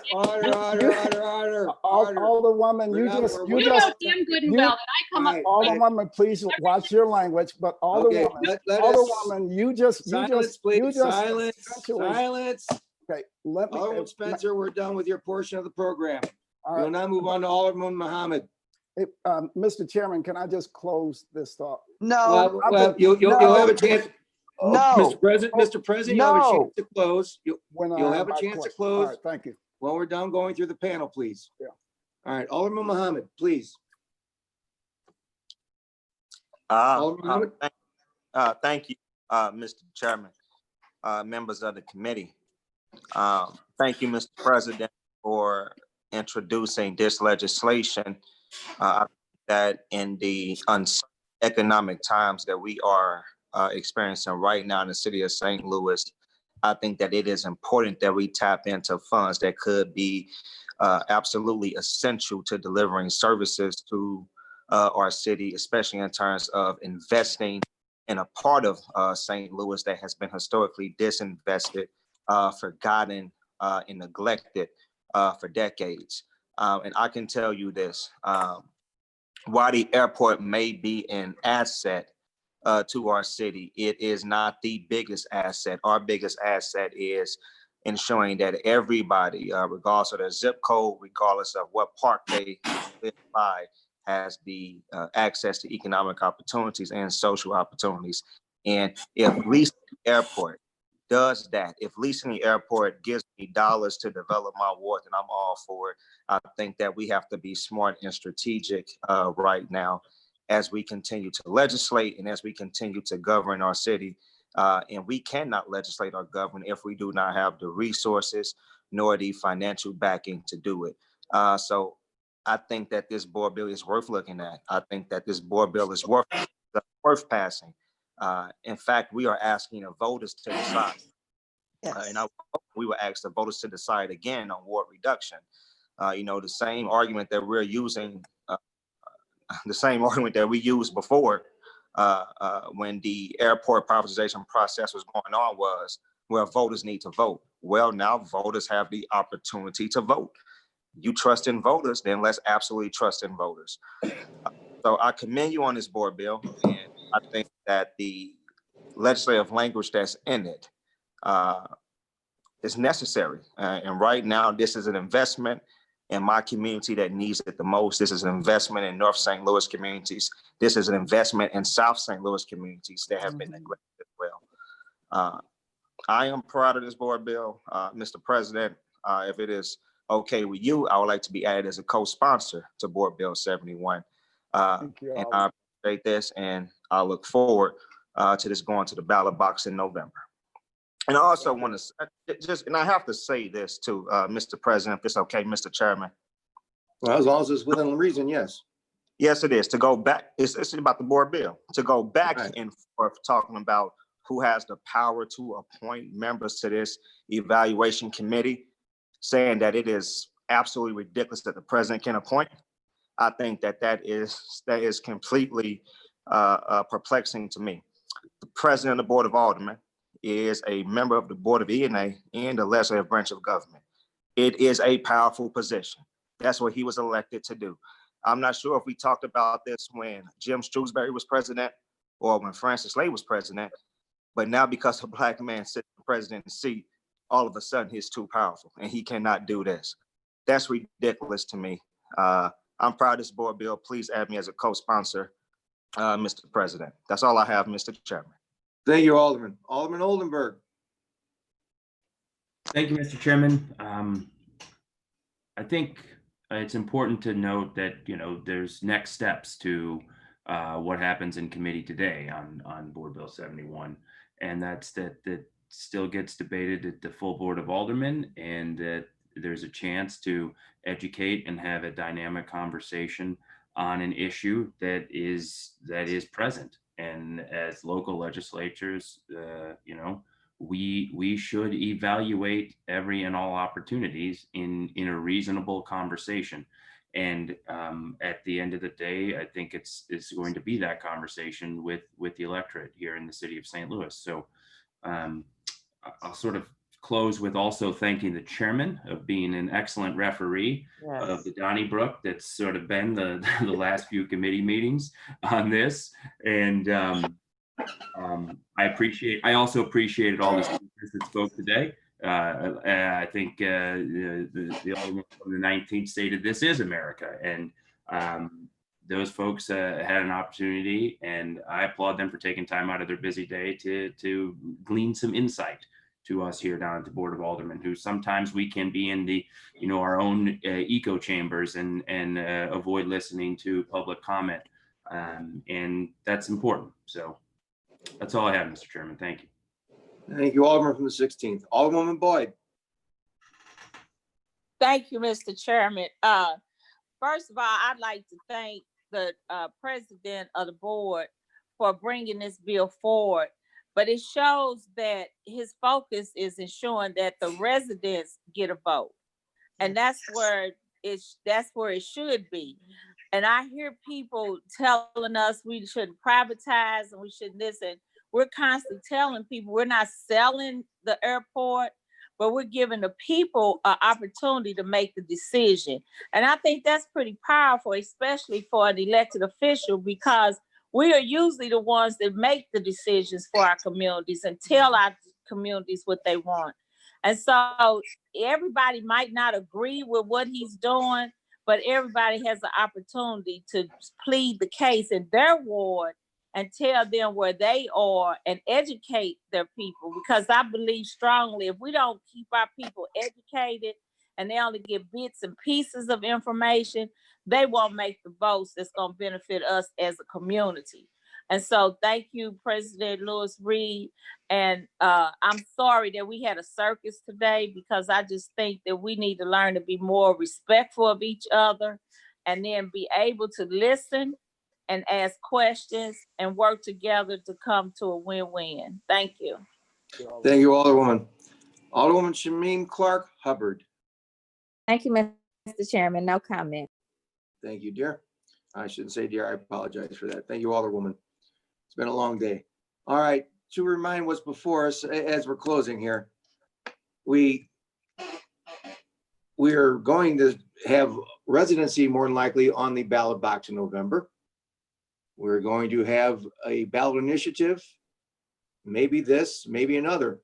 We're looking at maybe trying to get the most out of the voters, so we're trying not to confuse them too much and give them the best chance we can. I think, you know, and I'm hoping maybe if this passes out here and if it would get through the full board, that there's a chance to negotiate with the ballot initiative people to maybe only have one combined effort as to get a clear, constant, you know, vote from the folks out there. Again, I appreciate all your time and effort today for everything. We will let, I believe, Mr. President, if you want to close on your bill. Yes, I just want to thank each and every member of the committee and all the people who have tuned in for the last couple of days to hear what's going on with this bill.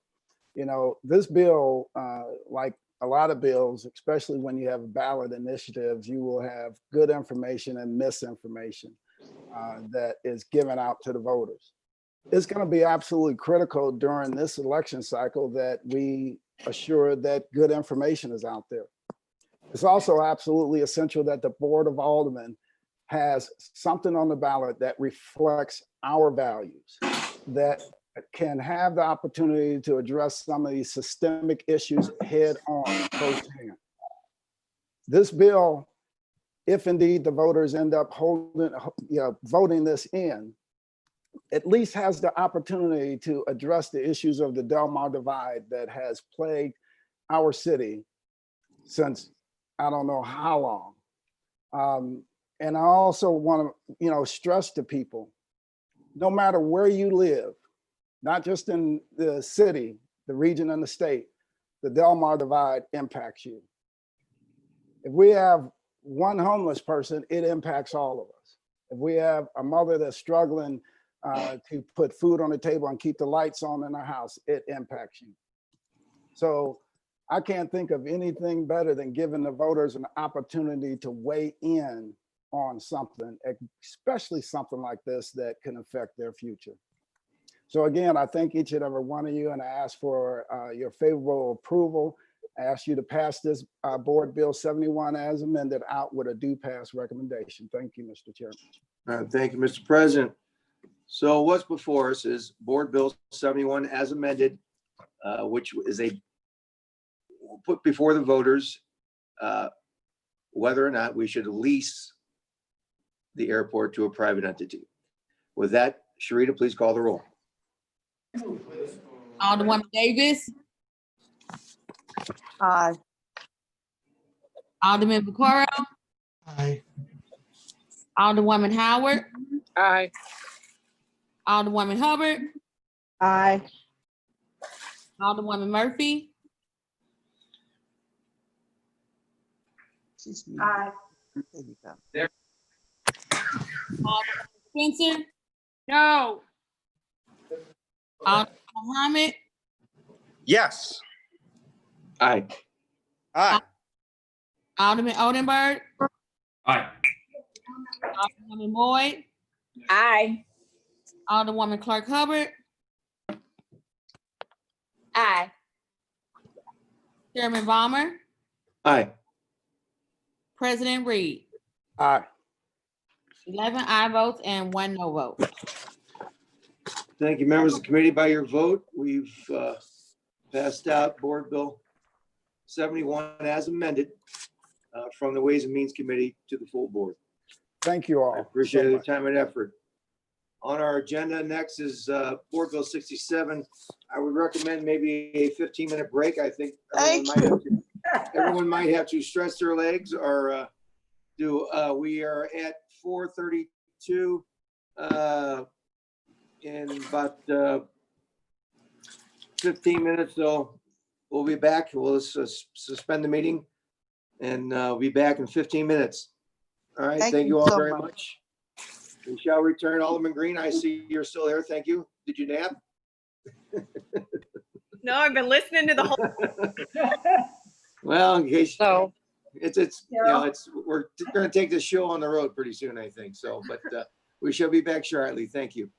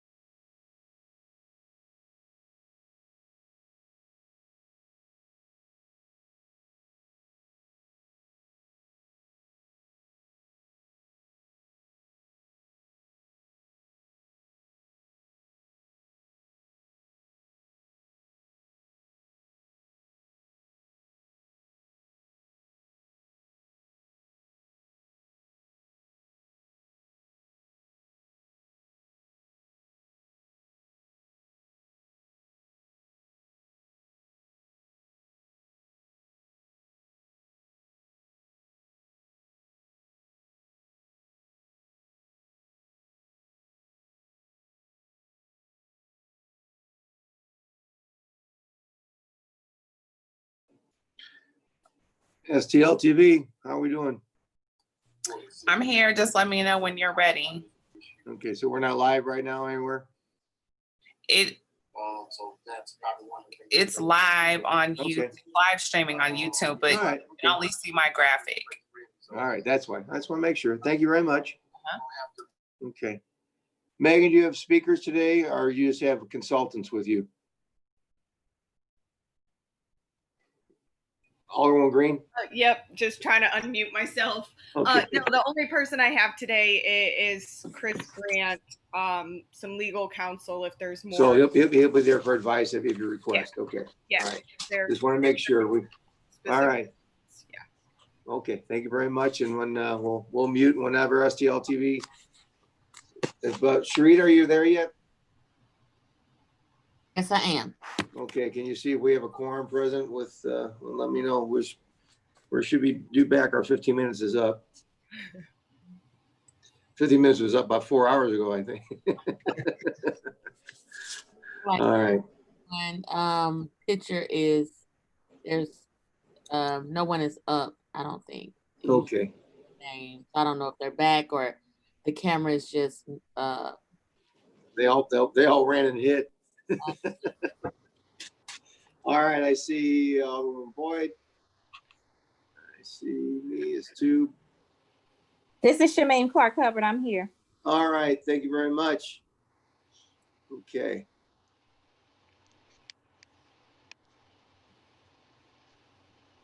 Okay, if you're present, all my committee members, please let us know. Unmute and give us a mic check. I'm here. Okay. I'm present. All right.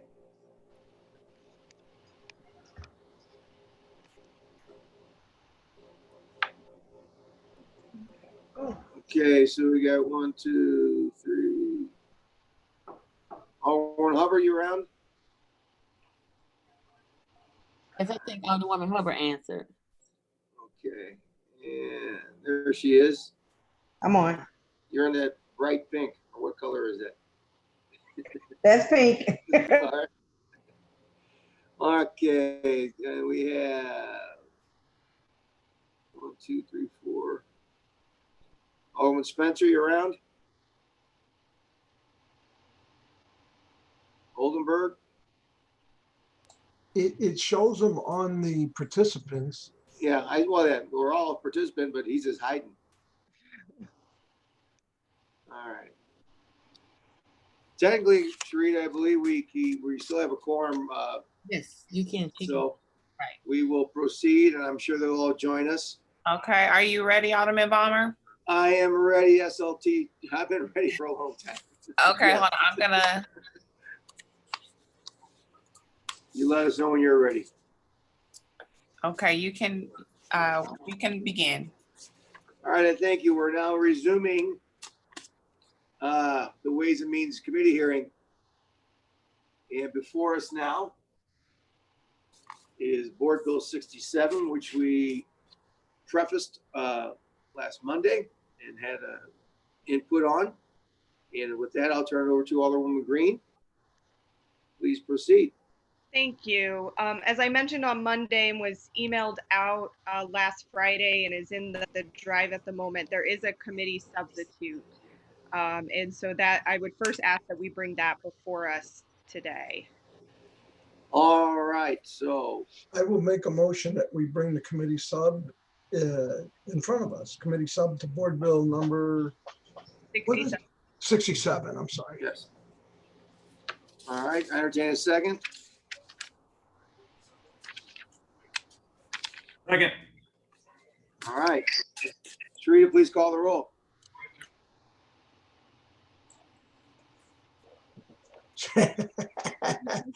We're all getting back. Oh, This is called COVID rules. Alderwoman Davis. Alderman Vaccaro. Aye.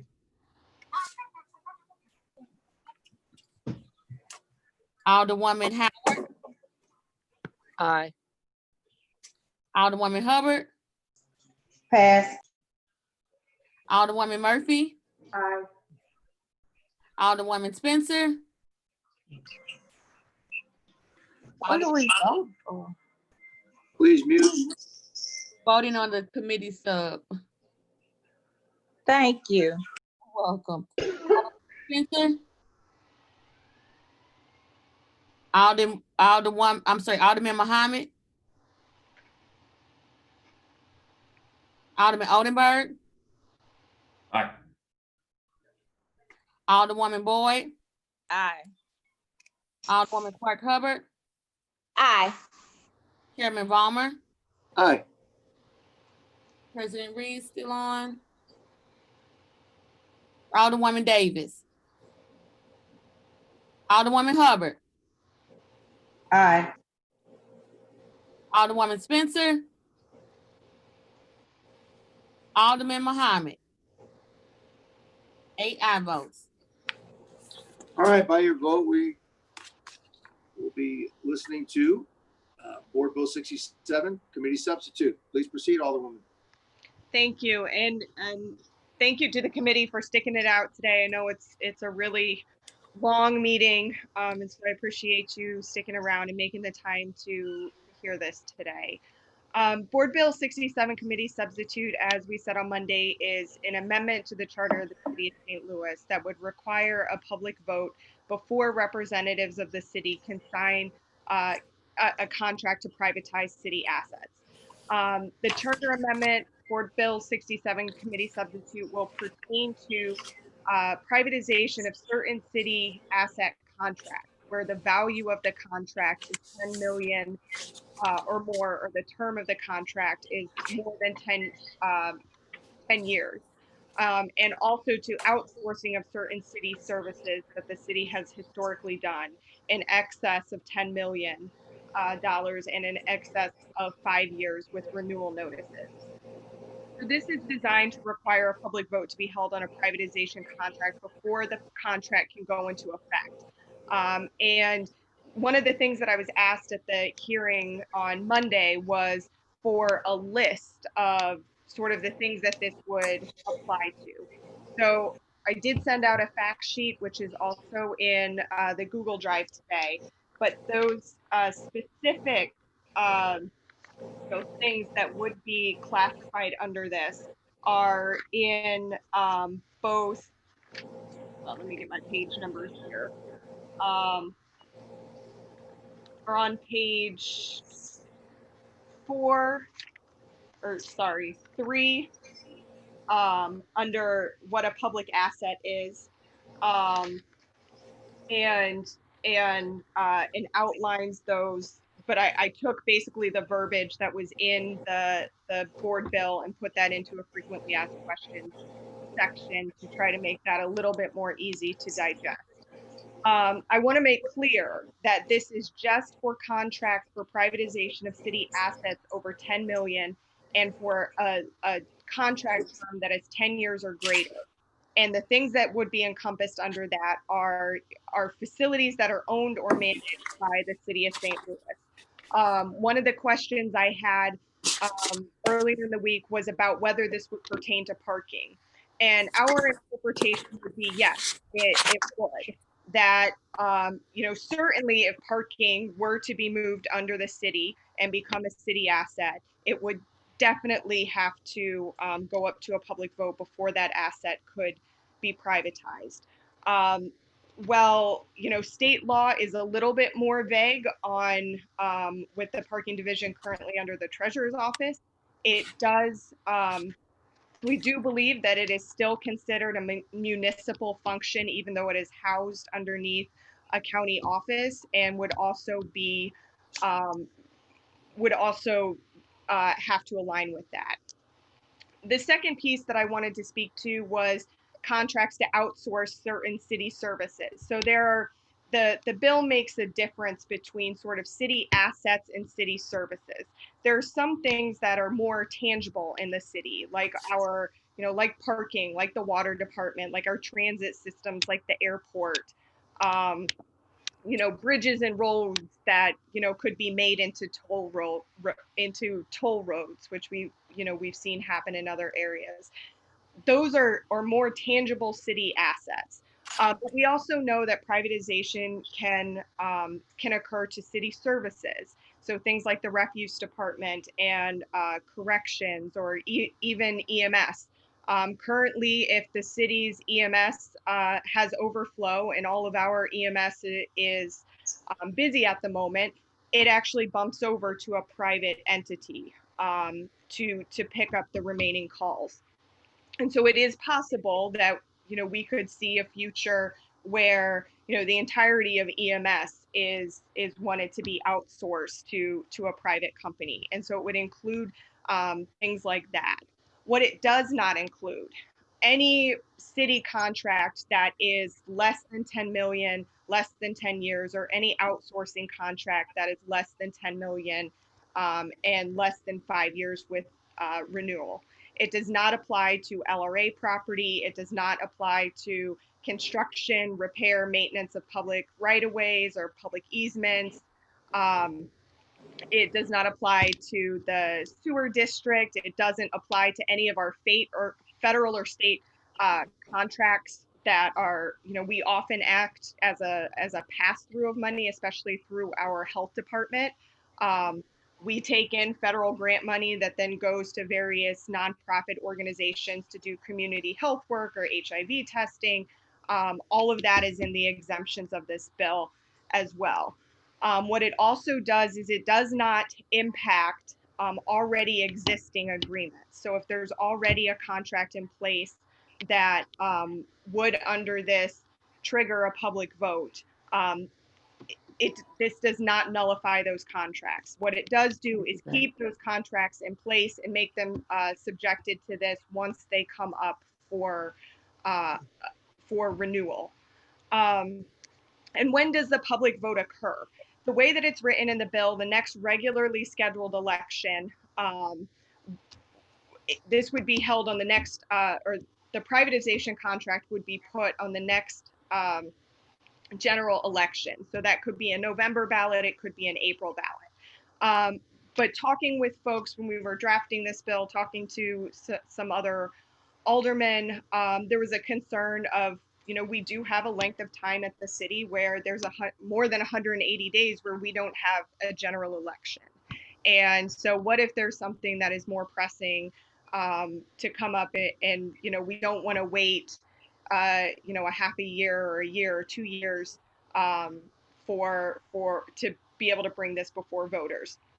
There is then a clause in it that does allow for a special election. And it also says that the parties seeking the contract need to agree to reimburse the city for the election expenses. And that needs to be explicitly stated within the contract that we're sending voters to vote on. So if that contract goes into effect, then they need to, then the entities seeking the city contract need to be paying for that election. And that is designed to, keep us off the hook as taxpayers and kind of put the onus on the entity that is seeking that contract to have to pay to put it before voters. I think this is a pretty straightforward bill. There are pretty specific definitions of outsourcing and privatization on page 2 and page 3, as well as what a public asset is. And, just for clarity, like I said before, a public asset is any resource, infrastructure, or facility that is owned or managed by the city of St. Louis. And then it lists out the things that I've listed in the frequently asked questions or the fact sheet. And a public service provider is any agency, department, or division of the city that is owned or managed by the city that supplies residents or businesses with public services in certain areas, and that is outlined in the fact sheet as well. I think that this,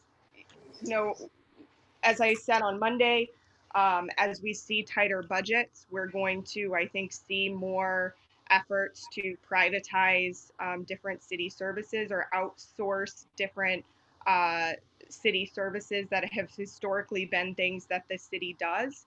And I think that it's important that we give the public the final say, the final veto power on whether these contracts go into place. Because at the end of the day, you know, we could be at this Board of Aldermen, we could hold our seats for 4 years, for 8 years, for 20 years, but a lot of times these contracts extend far beyond our seats on this body.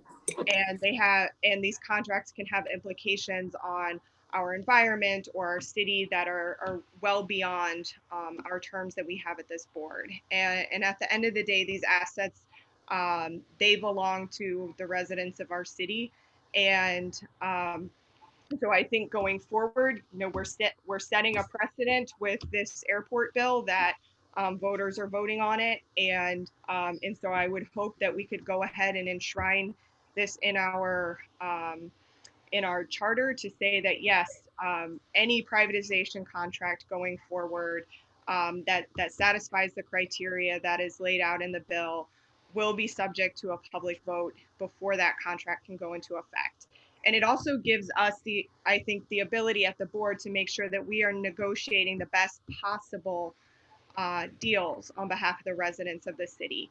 If we know that we need resident approval before this goes into effect, I think it gives us a stronger bargaining position to make sure that we have very strong worker protections in there, very strong minority participation written into these contracts, that that revenue that comes back to the city as a result of it is outlined in a way that it goes to actually satisfy needs of people in the city. So I think this is a bargaining tool for us in a lot of ways, and not just for us now, whoever comes after us at the board who is also going to have to make these decisions. You know, I was not here when there were the efforts to privatize the water department. But I know from being involved in my ward organization and some of the organizing around that, you know, that the public continues to say when these deals come in front of them, they want to have a say in them because at the end of the day, these assets belong to the public. So I'm happy. I don't want to take up a whole lot of people's time today because I know we've all been sitting here for a very long time. So I'm happy to entertain questions. And hopefully we can pass this out today. All right, thank you, Alderwoman. And you have legal counsel with you in case there's questions. Please introduce the gentleman. We put it on record. Yeah, Chris Grant is here, and he has helped in some of the drafting of the bill along with our legal counsel at the board. But I know that Lou can't really talk, so That's fine. I know. And Mr. Grant, if you're called upon before you make your first statement, just please introduce yourself for the record if that occurs, okay? All right, thank you very much. With that, we'll open it up to Madam Vice. Questions, comments of the sponsor? No questions or comments. All right. Alderman Vaccaro.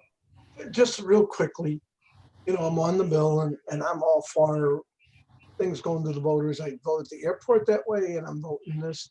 But I guess I got a little concerned. Maybe I wasn't paying as good attention as I should on one thing. What about like, you know, like cleaning the airport, for instance? I believe that contract is probably more than $10 million and goes, you know, I would be concerned that, you know, what if a company says, you know, we're not going to pay for a special election. We ran into this on the insurance at the airport. The airport has to have insurance. And there was a big fight over the insurance.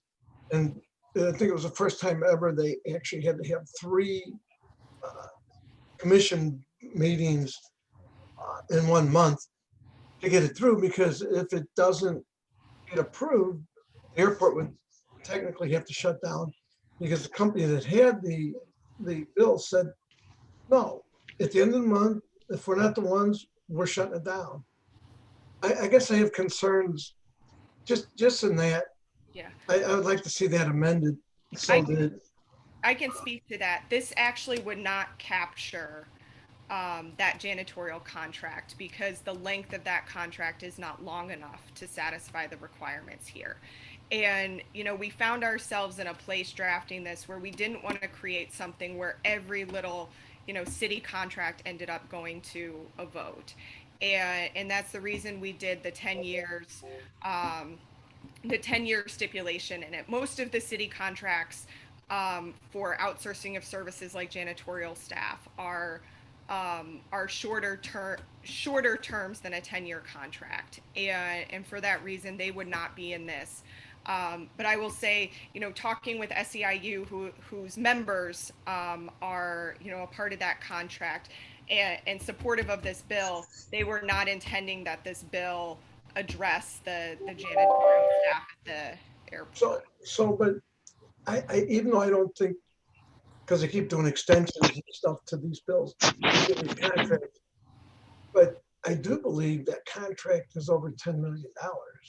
Right, but it's $10 million and 10 years. Okay, so if it's a $50 million contract and it's only 2 years long, it doesn't matter.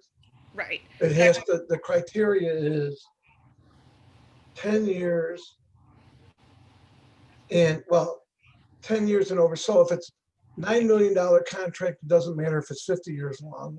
Right. Okay, I think I understand. I'm fine with that. I just wanted to make sure we weren't, because,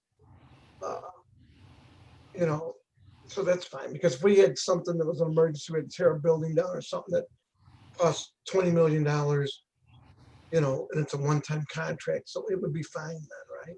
Yes. Okay. Yes. And we're talking about, you know, the definitions that are in here too are also, you know, let me try to find it here. No, I'm fine. I Yeah. believe you answered it, and I'm sure you're honest in your answer. I'm good with that. It was more a curious thing. I just want to make sure that I wasn't losing track, but thank you. All right, that'll be all, Alderman? Yes, I'm sorry, yes. Okay, no worries, no worries. I never know when you're finished. Okay, Alderwoman Howard. I have no questions. Thank you. All right. Alderwoman Hubbard. No questions. All right. Alderwoman Murphy. No questions. I think the bill is excellent, very well thought out, and very thorough. Thank you. Okay, Alderwoman Spencer. All my questions have been answered. Thank you, Mr. Chair. All right. Alderman Muhammad. I have none, Mr. Chairman. Alderman Oldenburg. Alderman Oldenburg. All right.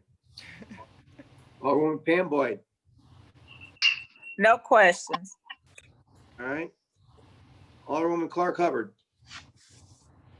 No questions. Thank you. Okay, I have a few, because naturally with the bill that we just went through and this bill, and reading all it and the ballot issues that, you know, they're going to be up there. Besides, I mentioned before, because a residency is going to be on there. You might have the ballot initiative, 71 might be on there, and this. And actually I get, sometimes when there's too many things for people to vote for, it's almost dangerous because they don't know you know, they might not take the time. But does this, so I've been making notes as I read since Monday. Does this take away, you know, I guess, is there power being taken away from the Board of Aldermen? That you know, these are contracts typically that some contract we might do ourselves. So we're actually taking power away from the board as elected officials to put it in the hands of the people with contracts such as that. No. So what happens here is we go through the exact same process that we would normally go through to you know, vote on, to approve a contract. What this is doing is putting one extra step there that says in order for that contract to go into effect, the voters must also approve it. So it's adding another step to it. Is there, and maybe, you know, I might be guilty as always. Sometimes I don't read every word in the contract, but is there minority protection language in this bill? So there, you know, is it in the bill? I know when you do contracts, it's in there, but does it need to be in this bill? And I'm asking because you have legal counsel there. If the bill needs that to protect this. So my understanding is that No, it is not. So we have minority participation requirements for the city right now. I understand, yeah. Right. The problem that we have though is when we transfer control or ownership of assets to a private entity, those protections that we have for city projects, for city assets, don't automatically transfer over unless they are negotiated as part of that privatization contract. So putting this up for a public vote actually gives us more negotiation power to say, to write into those contracts that you have to do at least the minimum standards that we already have in place for the city, and hopefully go farther than what we have in the city right now. Okay. That's up to the individual contract to negotiate. Yeah, I just want to make sure that I didn't know if it had to be in here as a charter amendment. I just not just curious to make sure that if it would go out, that we're not doing something wrong. Does this increase our cost of doing business? As far as time, money, contracts, delaying things. That's a question I worry about. And that is the reason that we put the clause in there to be able to hold a special election if necessary, because we recognize that there are gaps sometimes that are a year and a half between election cycles. Yeah, as Alderman McCarl stated, if they decide not to do that, what as far as not paying for a special election, I guess it could drag out in time where they say they want to do it, then they don't do it, and I don't know. That to me poses they might say they're going to do it, and they look into it, and 4 months into it, they decide not to. Then we've just lost 4 months. That's what I would say is that typically the contracts that are going to meet this are going to be very, very large contracts. Worth millions and millions of dollars, if not billions of dollars. It costs about $200,000 to hold an election for the city of St. Louis. So if you're looking at, taking on an asset that's millions or billions of dollars, I think you can probably, No. I agree with you. I'm just stating what I agree with that. What I'm stating is that you get some of these companies, we've been through it, is something is like 50-50 sidewalk programs where people qualify, and then at the last moment, they pull out. And I'm just that's just food for thought as well. I'm just I've been sitting there long enough. I'm getting stir crazy, but these things. Yeah, I just when every time we go to a public vote, sometimes it just delays things, and I don't know if there needs to be provision where their agreement to pay for it might have to happen sooner than within a 30-day, 60-day period. As far as not waiting till last minute to say, it's negotiation contract, large contracts. These people are. We saw what happened with Centene Plaza and Ballpark Village, just delays where they used us as a bargaining chip for someone else. And they end up being in the county, and where people could use this as a bargaining chip to get a job somewhere else. It is a thought. Yeah, and I think that could happen regardless if there's a public vote. Our city can still be pitted against another city for something, and no, usually we're pitted against the county for it. Yes. Okay, and example, so like the contracts with the YMCA. Because originally, maybe my notes were, because originally was this 5 years, wasn't it? You've expanded it to 10 years. So for services, it's 5 years. Okay. For an actual asset, it's 10 years. And so, but and I just YMCA contracts, and does Great River Greenways get into this when you go with the contracts with them, or no. Like the thing? I just just curious. So Great Rivers Greenway, my understanding, is a quasi-governmental organization that is sort of governed outside of the bounds of the city of St. Louis. And so just like, Metropolitan's, sewer district, that would not be a part of this. As far as the why goes, so I did not get a copy of that contract. I was not able to get a copy of that contract, but I did look at probably hundreds of city contracts drafting this bill, trying to figure out like how to draft something that wouldn't trigger a public vote for everything. Sure. You know, what I would say with the why is, you know, it's not a service that has, since the existence of those whys, it's not something that has been historically under city control. It's been run by the Y the entire time. And so, Sure. you know, I think because the bill, you know, outlines that, that when we're talking about privatizing things or outsourcing, we're referring to things that are traditionally city functions. I would think that the case would be made that the Y does not fall under that. Okay. All right. I just, what about with things like cure violence, renewal, Forest Park Golf Course, Boathouse, Ashley, the rec centers, would these all be public votes then? So the rec centers potentially, if say we were to take, you know, decide that all of our rec centers in the city, we were going to stop operating them as a city and, you know, turn over control of them to a private entity to run, and that contract was for over 10 million and over 10 years, then yes, that could end up going up for a public vote. All right. And Yeah. my last thought is, you know, because we're doing a charter change. Yes. The $10 million figure, as we can see, economies go strange in 5 years, you know, not to have, or 10 years, to not to make a next board go through another charter change. But is $10 million actually the level? Because $10 million in 15 years might be like pocket change to some people. Yeah. You know, so it's like going to, you know, to Prague and you pay 40,000 kronins for a beer. It's only $1.75.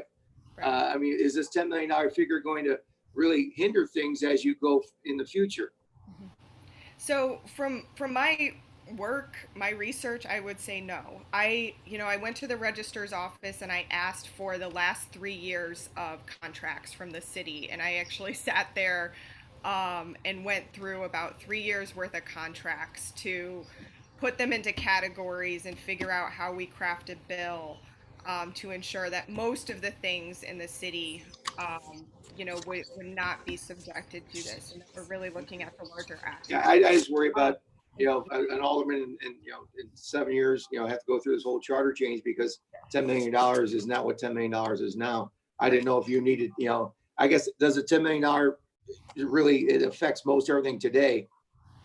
And so, but, you know, would $20 million make it better for today? I guess maybe not. It wouldn't work on most things. Is why you're at $10 million. Yes. And last session, when we introduced this, we actually had a lower threshold. I think we had 5 million. But then after doing some more work on the bill and after going through more of the city contracts that we had, we decided that, you know, 10 million was a good place to be, to make sure that, you know, the bulk of you know, regular recurring contracts that we have would not be under. All right. Just making sure that we don't, if this passes, that we're not making life harder for future aldermen. All right. With that, I will, is there any other comments from the committee? I don't see any hands raised. No? All right. With that, I'll allow you to close, Alderwoman. Thank you. I just appreciate, again, the committee today and sticking this out for a very long time. Like I said earlier, Board Bill 67 Committee Substitute is basically setting into our city charter that the process that we go through from here on out, when there is a proposal to privatize certain city assets and services within our city, that before that contract goes into effect, it also has to be approved by voters in our city. So this will go on the November ballot, and I would greatly appreciate your favorable consideration. All right, Sharita, please call the roll. Alderwoman, I'm sorry, we didn't take a motion. Oh. Listen, after 21 amendments in the board bill, I thought I'm motioned out. Chair, all right, I'll entertain a motion to entertain Board Bill 67 as amended. Committee sub. Pardon me? The committee sub. Committee subcommittee, I'm sorry, as amended was Board Bill 71. This is 67 committee sub. I'll entertain a motion for it. So moved. Second, All right, Sharita, please call the roll. Alderwoman Davis, No. Alderman Vaquero, Aye. Alderwoman Howard, No. Alderwoman Hubbard, No. Alderwoman Murphy, aye. Alderwoman Spencer, Aye. Alderman Muhammad, No. Alderman Odenberg,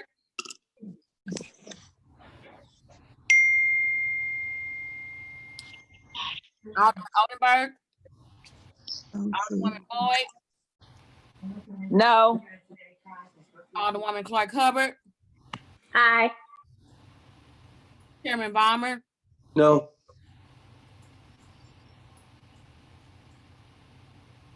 Alderman Odenberg. 4 aye votes and 6 no votes. All right, by your vote, we've failed to move forward with Board Bill 67 committee substitute. With that, we will move forward. I thank everyone for their time today. I believe at the start of the meeting had no excused alderman. And at that point, I'll entertain a motion to adjourn. So moved. So moved. Entertain a second. Second. All right, thank you all for your time and efforts today. Appreciate it greatly. Thank you. Thank you. Bye.